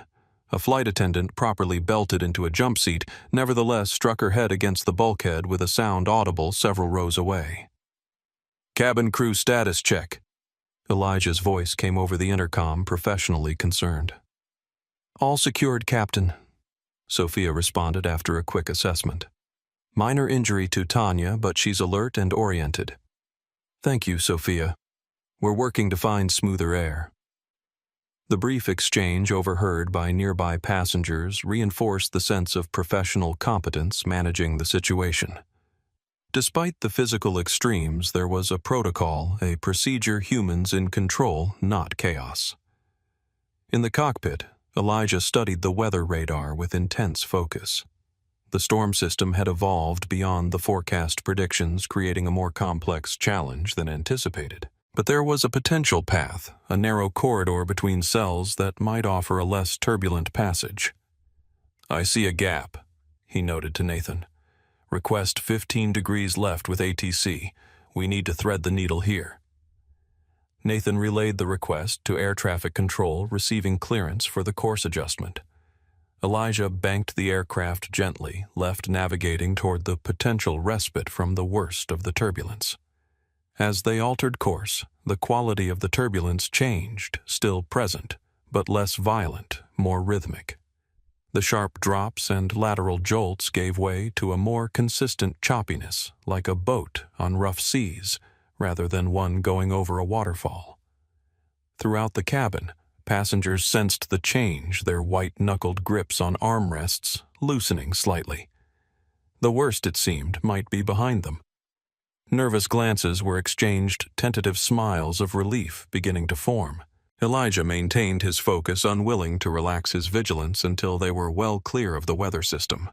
But he recognized the opportunity to provide reassurance to the passengers who had endured a genuinely frightening experience.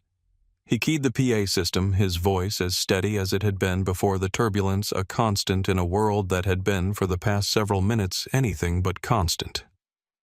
"Ladies and gentlemen, this is Captain Reynolds. We've navigated through the worst of the turbulence and are now tracking toward smoother air. I apologize for the rough ride. We've adjusted our course to avoid the most severe weather, and I anticipate conditions improving significantly over the next 10 minutes. The voice from the cockpit, calm, authoritative, unchanged, despite the stress of the situation, acted as a balm to frayed nerves throughout the aircraft. It wasn't just the content of the message, but the delivery that mattered. The steady confidence communicated more powerfully than words alone could have. In row 15, Richard Thornton found himself listening to Elijah's voice with a new emotion emerging through his fear and shame. Gratitude. Simple human gratitude for the skill that was keeping them all safe, for the competence he had failed so catastrophically to recognize hours earlier. The aircraft continued its journey westward, the violent turbulence gradually giving way to gentler movements, then to the smooth cruise that passengers had taken for granted before entering the weather system. The immediate danger was passing, but its impact, particularly on one investment banker's worldview, would continue long after Flight 627 touched down in San Francisco. "Ladies and gentlemen, this is Captain Reynolds again." Elijah's voice flowed through the cabin speakers, steady and measured, despite the aircraft's continued movement through pockets of rough air. The worst of the turbulence had passed, but occasional jolts still punctuated their journey, reminders of the atmospheric forces surrounding their metal cocoon. "We're beginning to see significant improvement in our flight conditions as we're now west of the main weather system.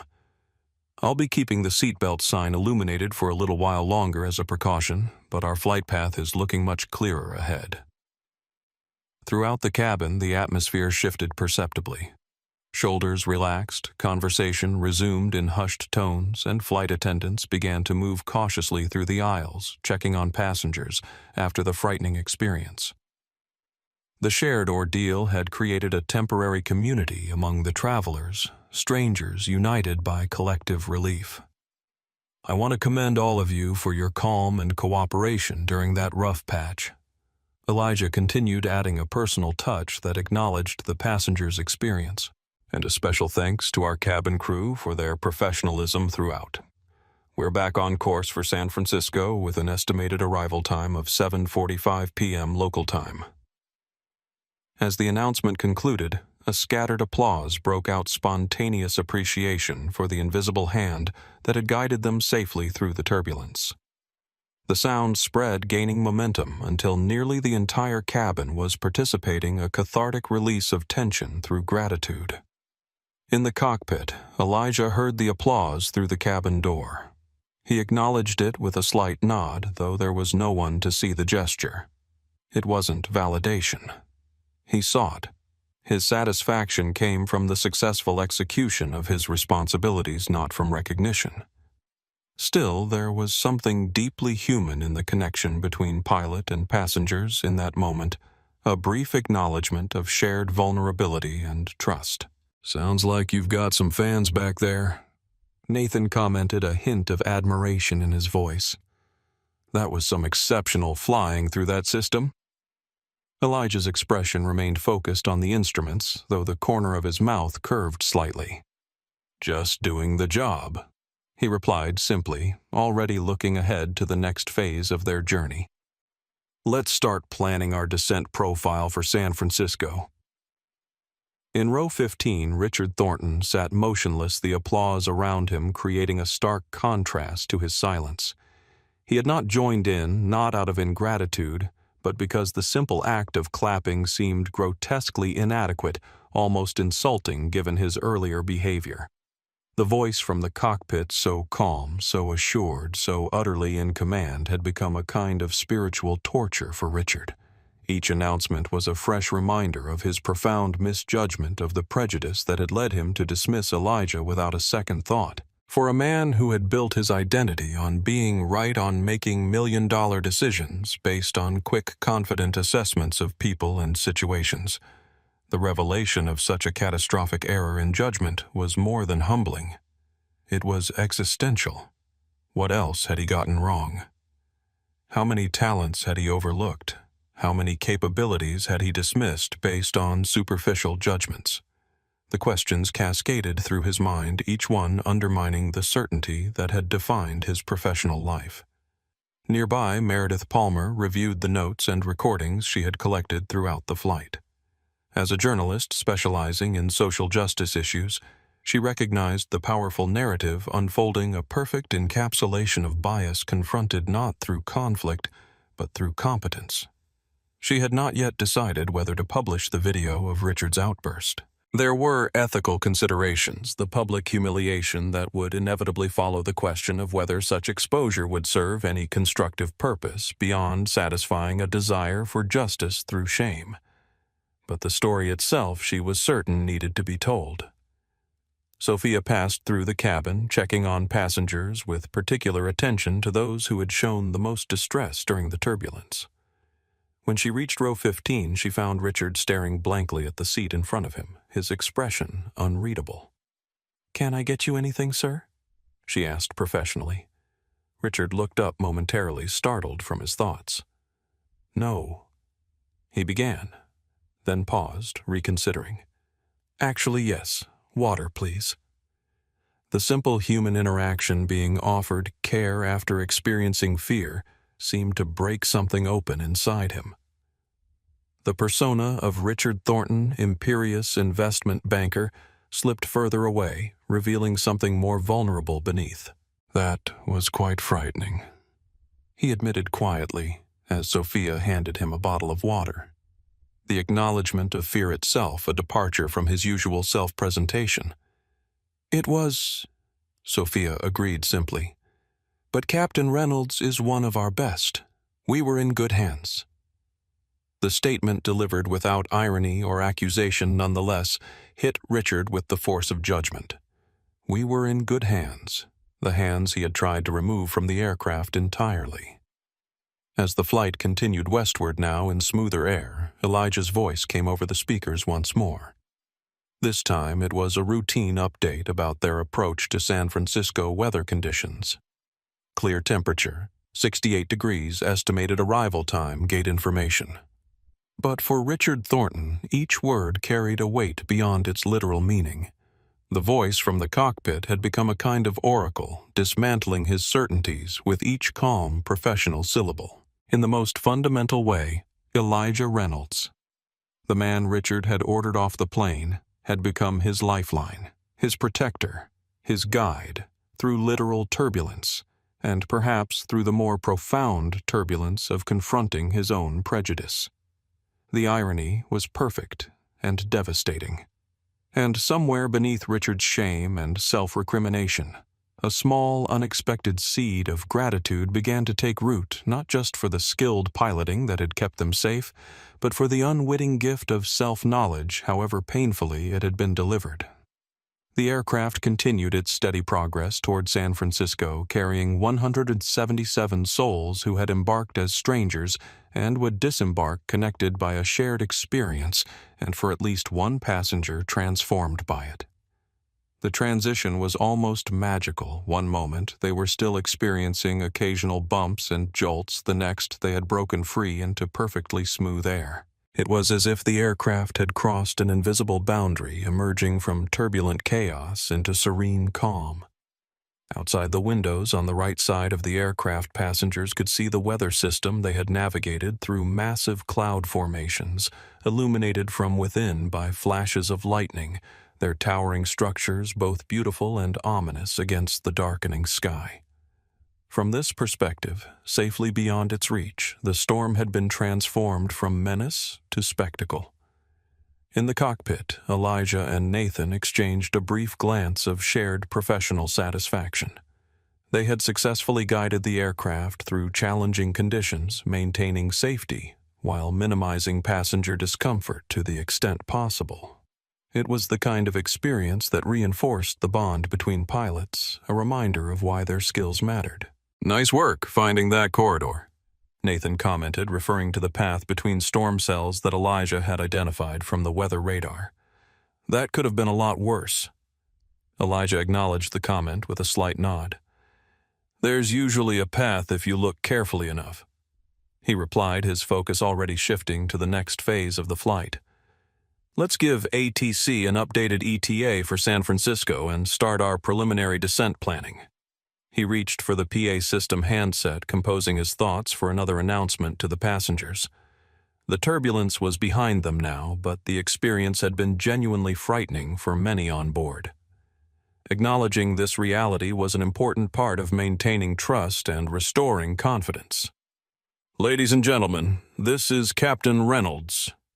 He began, his voice carrying the same steady assurance it had maintained throughout the flight.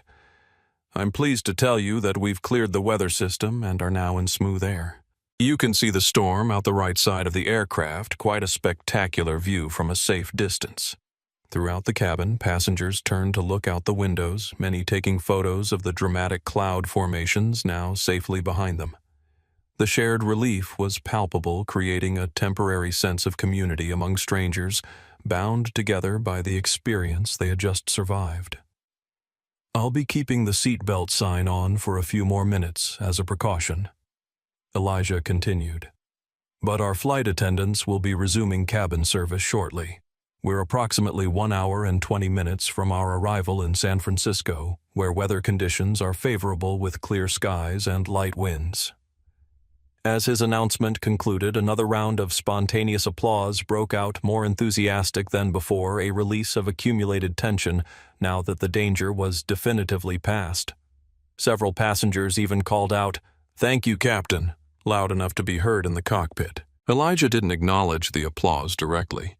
It wasn't his style to seek validation, but inwardly he appreciated the passengers' recognition of what had been a challenging situation handled successfully.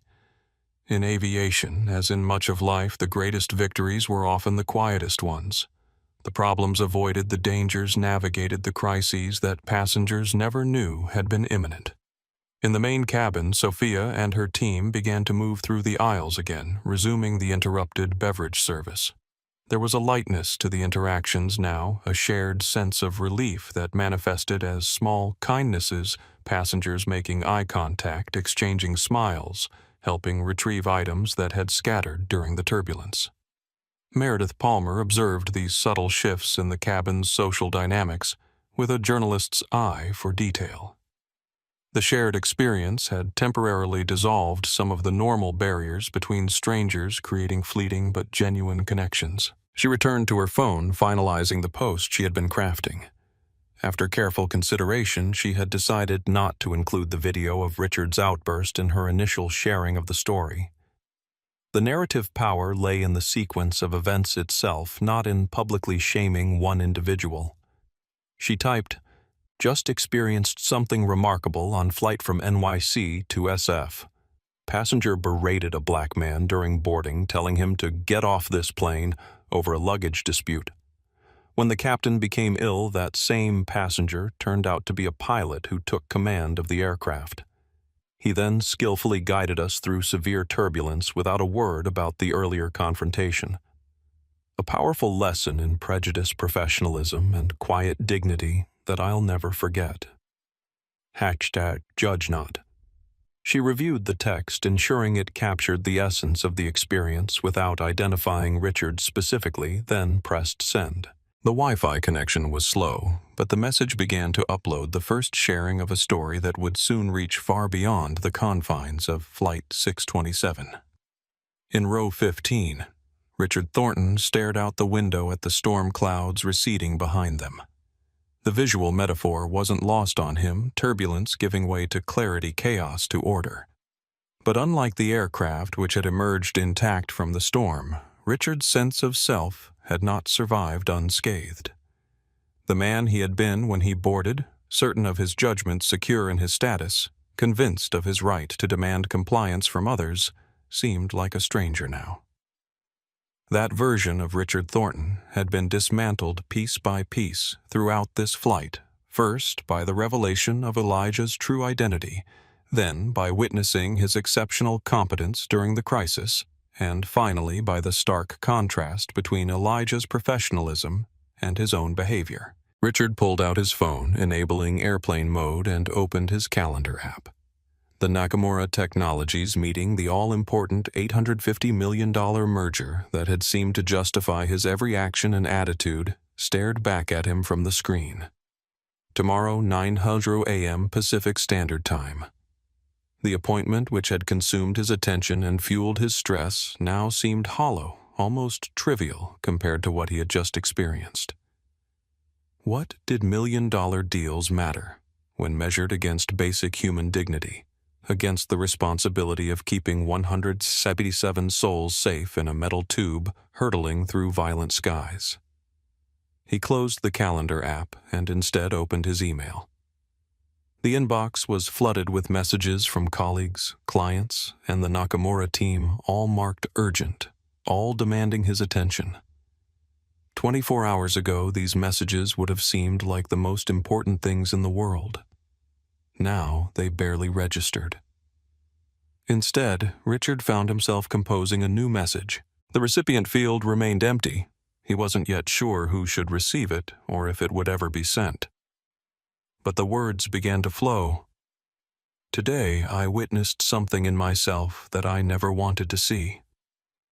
I treated another human being as less than human based on nothing more than appearance and prejudice.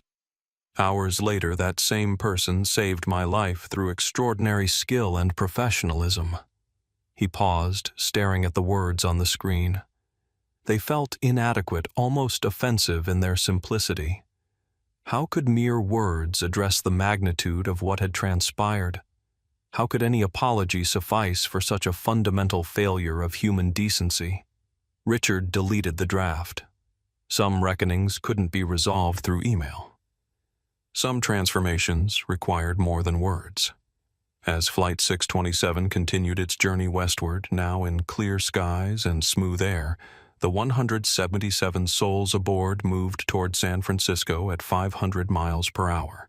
But one passenger was traveling much further on a journey whose destination remained uncertain, but whose departure point would never again be visited. The beautiful A321 approached San Francisco International Airport from the east, beginning its descent over the Bay Area. The late afternoon sun cast a golden glow across the landscape, illuminating the distinctive features of one of America's most recognizable cities, the Golden Gate Bridge spanning the entrance to the bay, the island of Alcatraz sitting stoically in the water, the downtown skyline rising dramatically from the peninsula. In the cockpit, Elijah and Nathan moved through the approach checklist with practiced precision, their earlier rapport during the turbulence having solidified into the kind of seamless teamwork that characterized the best flight crews. Each callout was acknowledged, each system verified each adjustment to the flight path executed with fluid coordination. San Francisco approach Transcontinental 627 descending through 10,000 feet information delta. Elijah communicated to air traffic control, his voice carrying the same calm authority it had maintained throughout the flight. Transcontinental 627 San Francisco approach. Descend and maintain 5,000 feet. Expect vectors for the ILS approach to runway 28 right. Descend to 5,000, expect ILS 28. Right. Transcontinental 627. Elijah confirmed, adjusting the aircraft's descent rate accordingly. The sun glinted off the water of San Francisco Bay as the A321 continued its controlled descent.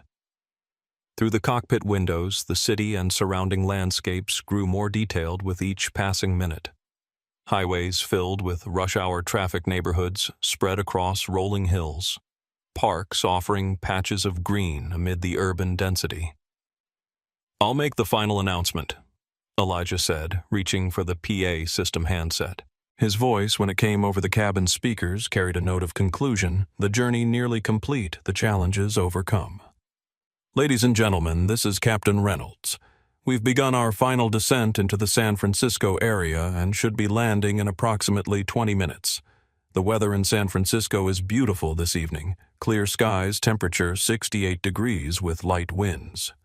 Please make sure your seat belts remain fastened, your tray tables are stowed, and your seats are in the upright position for landing. Flight attendants prepare the cabin for arrival."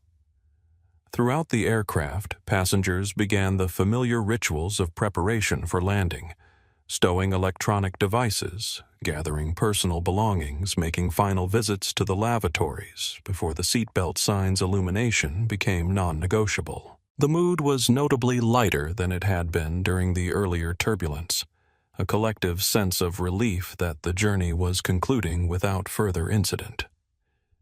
In row 15, Richard Thornton sat quietly looking out at the city that was supposed to be the site of his triumph, the culmination of 18 months of negotiations, the $850 million Nakamura merger that would have cemented his legacy in investment banking. Now that professional milestone seemed secondary to the more personal landmark of this flight, the moment his certainty about himself and others had been fundamentally shaken. The aircraft banked gently to the left, aligning itself with the approach path to runway 28 right. The bay shoreline slid beneath them, followed by the suburban neighborhoods that bordered the airport. Elijah's hands moved with subtle precision on the controls, making micro-adjustments to keep the aircraft perfectly positioned on the glide slope that would bring them smoothly to the runway. "Flaps 2, Elijah commanded. "Flaps 2, Nathan confirmed, setting the flap lever to the specified position. "Speed check." Elijah continued, confirming their airspeed was appropriate for the flap setting. "Speed checked," Nathan responded.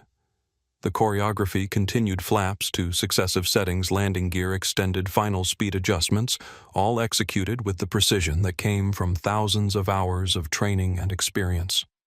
For Elijah, this was the culmination of his professional identity, the manifestation of skills honed over decades of dedication to his craft. At 3,000 feet, with the runway clearly visible ahead, Elijah made his final PA announcement.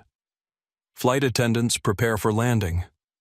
The simple phrase triggered Sophia and her team to make their final cabin checks, ensuring all passengers were properly seated with belts fastened, all items secured, all preparations complete for the moment when the aircraft would reconnect with the Earth. As they descended through 1,000 feet, the cityscape fell away beneath them, replaced by the approach lights and runway threshold markings growing larger with each passing second. Elijah's hands remained steady on the controls, making minute adjustments to keep the aircraft perfectly aligned with the centerline.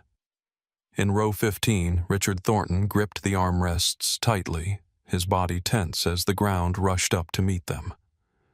Landing had always been the most stressful part of flying for him, the moment when the illusion of control was most obviously just that, an illusion.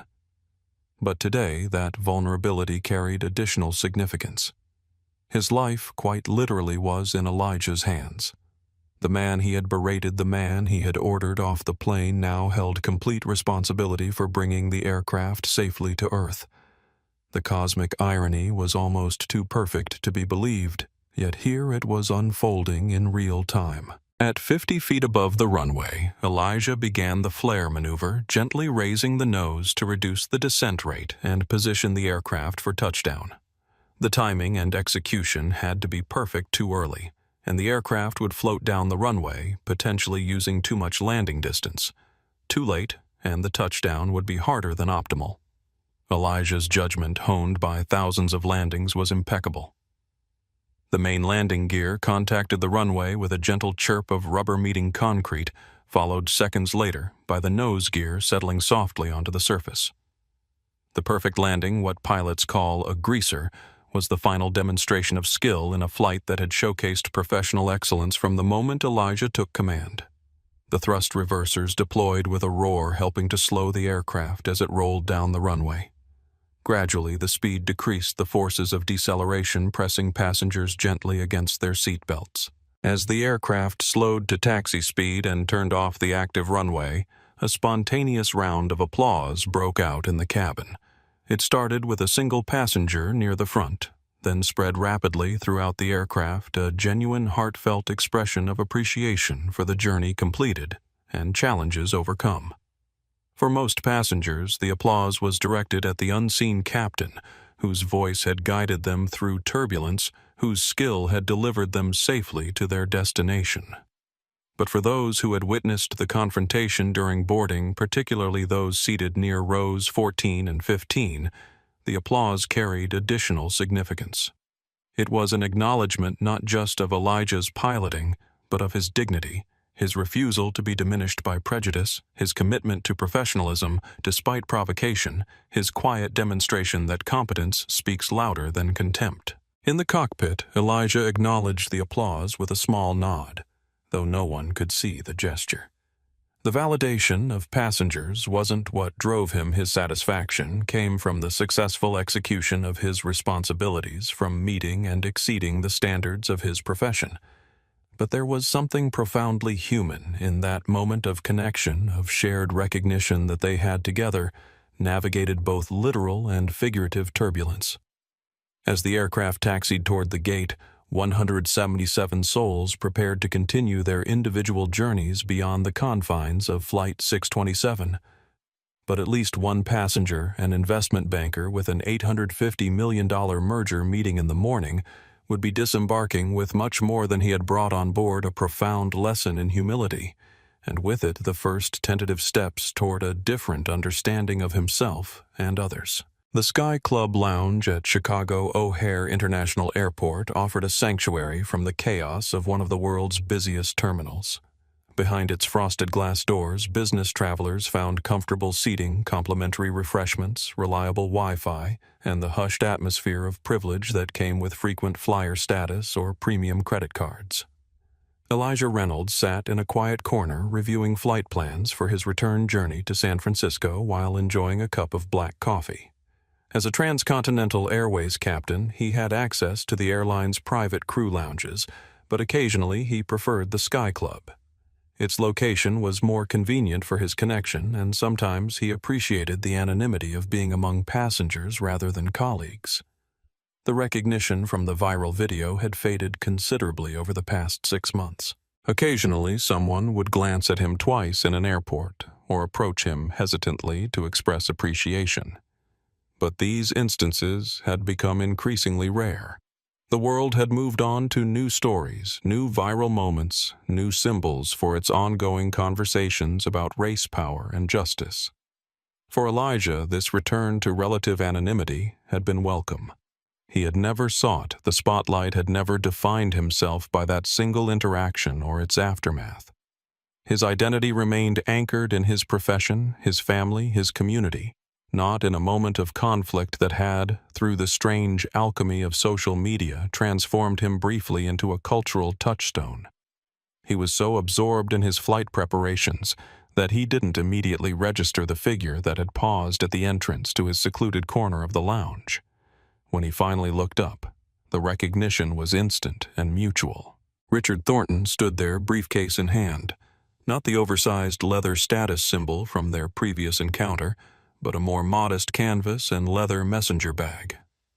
His appearance had changed subtly but significantly, the tailored suit replaced by slacks and a button-down shirt without tie, the meticulously styled silver hair now slightly longer and less rigidly controlled. Most notably, the aura of aggressive entitlement that had once surrounded him like an invisible force field had dissipated, replaced by something more tentative, more human. For a moment, neither man spoke.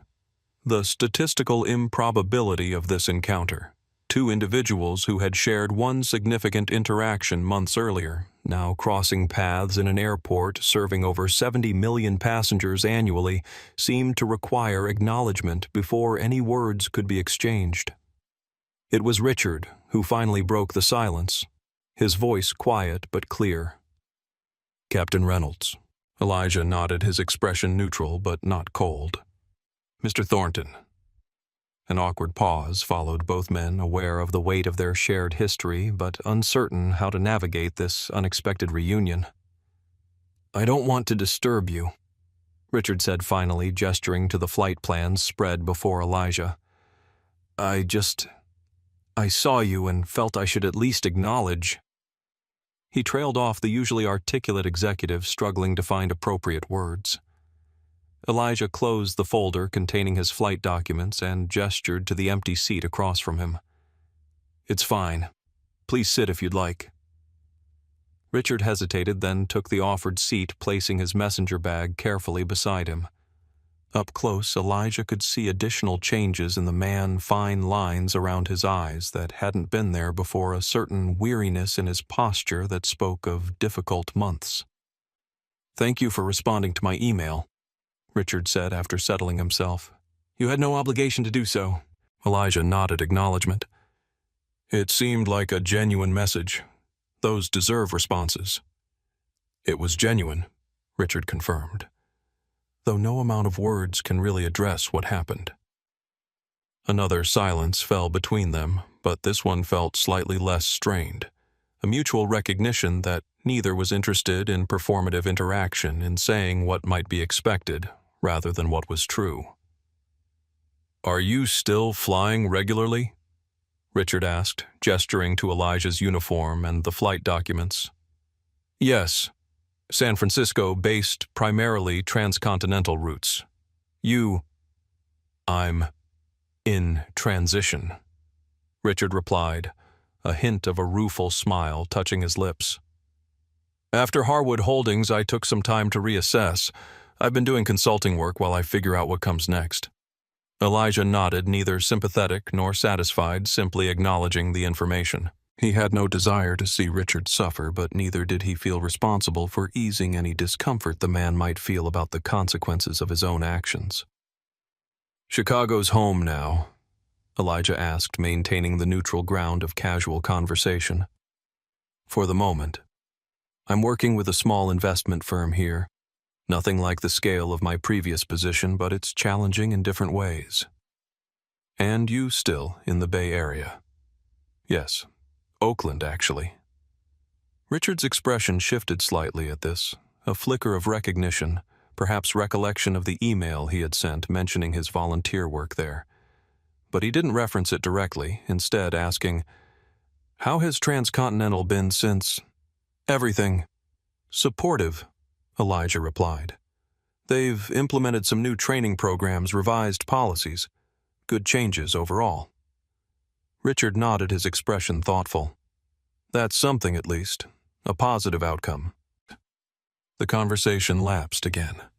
Both men aware of the elephant in the room, the confrontation that had altered both their lives in such different ways. Richard seemed to be wrestling with whether to address it directly, his fingers tapping lightly against the armrest of his chair.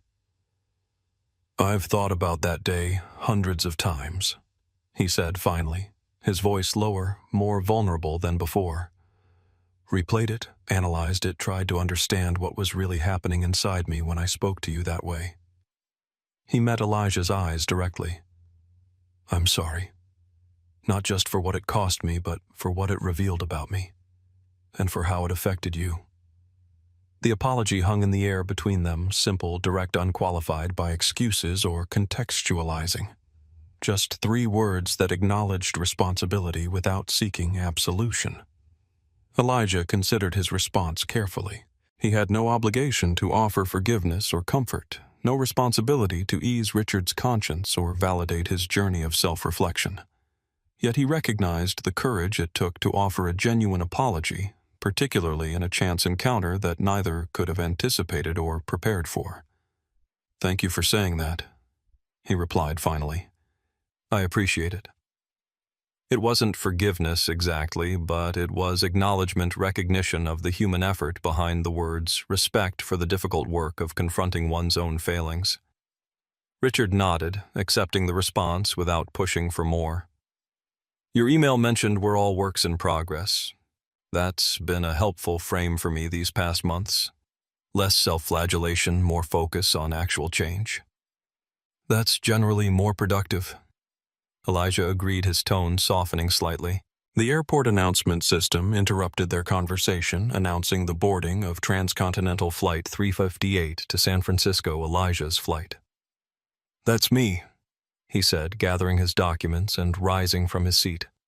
"I should get to the gate."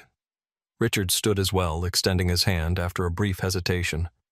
"Safe travels, Captain Reynolds." Elijah accepted the handshake, brief, professional, neither overly warm nor pointedly cool. "You as well, Mr. Thornton." As Elijah turned to leave, Richard called after him softly, "For what it's worth, I'm glad it was you in the cockpit that day." Elijah paused, considering this. "Just doing my job," he replied. But there was a hint of something lighter in his tone, not quite humor, but a small acknowledgement of the cosmic irony they had both experienced. With a final nod, he departed, moving through the lounge with the purposeful stride of a pilot, heading to command an aircraft focused, prepared entirely at home in his professional identity. Richard remained standing for a moment, watching him go. Then he returned to his seat, opened his messenger bag, and removed a tablet displaying a proposal for a new community investment fund focused on creating pathways to aviation careers for underrepresented youth. The chance encounter, brief, awkward, but ultimately human, had changed nothing concrete about either man's circumstances. Yet as they moved in their separate directions through the vast, impersonal space of O'Hare International Airport, both carried with them a small sense of completion of a circle not quite closed, but at least acknowledged. In the grand scheme of their lives, Flight 627 had been just one day, one interaction, one moment of connection and conflict. But in its aftermath, both had been forced to confront truths about themselves and others that might otherwise have remained comfortably unexamined. And perhaps that, more than any public narrative or viral lesson, was the true significance of what had happened between them. Not the dramatic moments captured on video, but the quieter, more private reckonings that followed when the cameras stopped rolling and the real work began. The cockpit of the Airbus A321neo gleamed with the pristine newness of recently delivered aircraft. Elijah Reynolds moved through the pre-flight checklist with practiced efficiency, his fingers dancing across switches and displays with the intuitive familiarity of a concert pianist at a beloved instrument. After 2 decades in aviation, the procedures were embedded in his muscle memory, but he performed them with the same careful attention he had given his first solo flight as a student pilot. Transcontinental Airways Flight 1227 from San Francisco to New York would be his final leg before 3 weeks of well-earned vacation. The past year had brought both challenges and opportunities: a promotion to fleet training, captain increased responsibilities in developing the airline's enhanced crew interaction protocols, occasional speaking engagements that he carefully limited to aviation audiences rather than broader public forums. The viral video from Flight 627 had largely receded from public consciousness, though it still appeared occasionally in discussions about customer service, workplace dignity, or the power of social media to transform private moments into public narratives. Elijah himself had referenced it only when necessary, preferring to focus on the professional lessons rather than the personal drama. Outside the cockpit windows, ground crew prepared the aircraft for departure.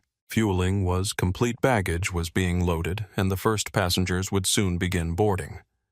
It was the choreographed routine of commercial aviation complex, precise, designed to transform the miracle of human flight into a predictable service performed thousands of times daily across the globe. The cockpit door opened, and First Officer Jasmine Taylor entered, the same young pilot who had thanked Elijah after the policy announcement 6 months earlier, now having completed her training and type certification on the A321. "Good morning, Captain," she said with professional respect, tinged with genuine admiration. "Good morning, First Officer Taylor," Elijah replied warmly. "Ready for the New York run?" "Absolutely," she confirmed, settling into the right-hand seat and beginning her portion of the pre-flight procedures. As they worked together in the efficient rhythm of a well-trained flight crew, Elijah reflected on the journey that had brought both of them to this cockpit. His own path had been marked by obstacles overcome through persistence and excellence. Hers would have its own challenges, but perhaps a few less barricades thanks to those who had gone before. Progress wasn't linear or guaranteed. Elijah had experienced enough to know that change came unevenly, often with resistance, sometimes with painful setbacks. But sitting beside this promising young pilot, preparing to command an aircraft that would carry 183 souls across the continent, he felt a quiet optimism about the arc of possibility that extended beyond his own career. The boarding process began, passengers filing onto the aircraft with the usual mixture of anticipation, resignation, and routine. Among them were business travelers focused on upcoming meetings, families embarking on vacations, individuals journeying for reasons both joyful and sorrowful, the full tapestry of human experience contained within the aluminum tube that Elijah would soon guide through the sky. Flight attendants moved through their preparations with professional efficiency, securing the cabin, assisting passengers, creating the environment of safety and service that was the hallmark of commercial aviation. Sofia Gonzalez, now a senior cabin crew manager, supervised the process with the calm authority she had demonstrated during the turbulence of Flight 627. When the cabin was secured and all systems ready, Elijah picked up the PA handset, preparing to make his standard pre-flight announcement. As he looked out at the clear California sky that would soon become his domain, a thought occurred to him, not profound or dramatic, but quietly significant in its simplicity. The confrontation with Richard Thornton had been in many ways a microcosm of his entire career, a moment where prejudice and assumption had collided with competence and dignity. But what had made the incident remarkable wasn't the conflict itself, which was sadly unremarkable in his experience. What had distinguished it was the clarity of its resolution, the undeniable evidence that excellence speaks louder than ignorance, that character reveals itself most truly not in moments of ease, but in times of challenge. "Ladies and gentlemen, this is Captain Elijah Reynolds." He began, his voice carrying the same steady confidence it always had. "On behalf of First Officer Taylor and our entire crew, welcome aboard Transcontinental Airways Flight 12027 to New York." As he continued with the standard information about flight time, weather conditions, and safety procedures, Elijah felt the familiar sense of purpose that had guided his career through decades of both smooth skies and turbulence. The path hadn't always been easy, but it had led him here to this cockpit, this responsibility, this opportunity to demonstrate through daily excellence that true authority comes not from position or privilege, but from competence, character, and the quiet dignity of doing one's job well. The aircraft pushed back from the gate engines, spooling up with their characteristic whine, the complex systems responding to Elijah's commands with precision and power. Soon they would be airborne, climbing above the constraints of Earth, navigating the vast freedom of the sky. In that element where physics ruled and skill determined outcomes, Elijah Reynolds was entirely at home. And as he guided the massive aircraft toward the runway preparing for the ascent that would begin their journey east, he carried with him the understanding that had defined his career long before a viral moment had briefly made him famous. Character isn't revealed in comfort, but in turbulence. Excellence isn't proven in theory, but in practice. And true dignity isn't granted by others, but maintained from within a steady course through whatever storms might come. If you've been moved by this story, please take a moment to like, subscribe, and share with others who might benefit from its message. The journey of recognizing our biases and growing beyond them is one we all share regardless of our background or position. Remember that the most powerful lessons often come from unexpected places and unplanned moments of truth. In a world that sometimes seems divided by superficial differences, stories like this remind us of our shared humanity and capacity for growth. Thank you for joining us on this flight of reflection and transformation. Until next time, may your own journey be filled with the courage to face your turbulence with dignity and the wisdom to recognize excellence wherever it appears.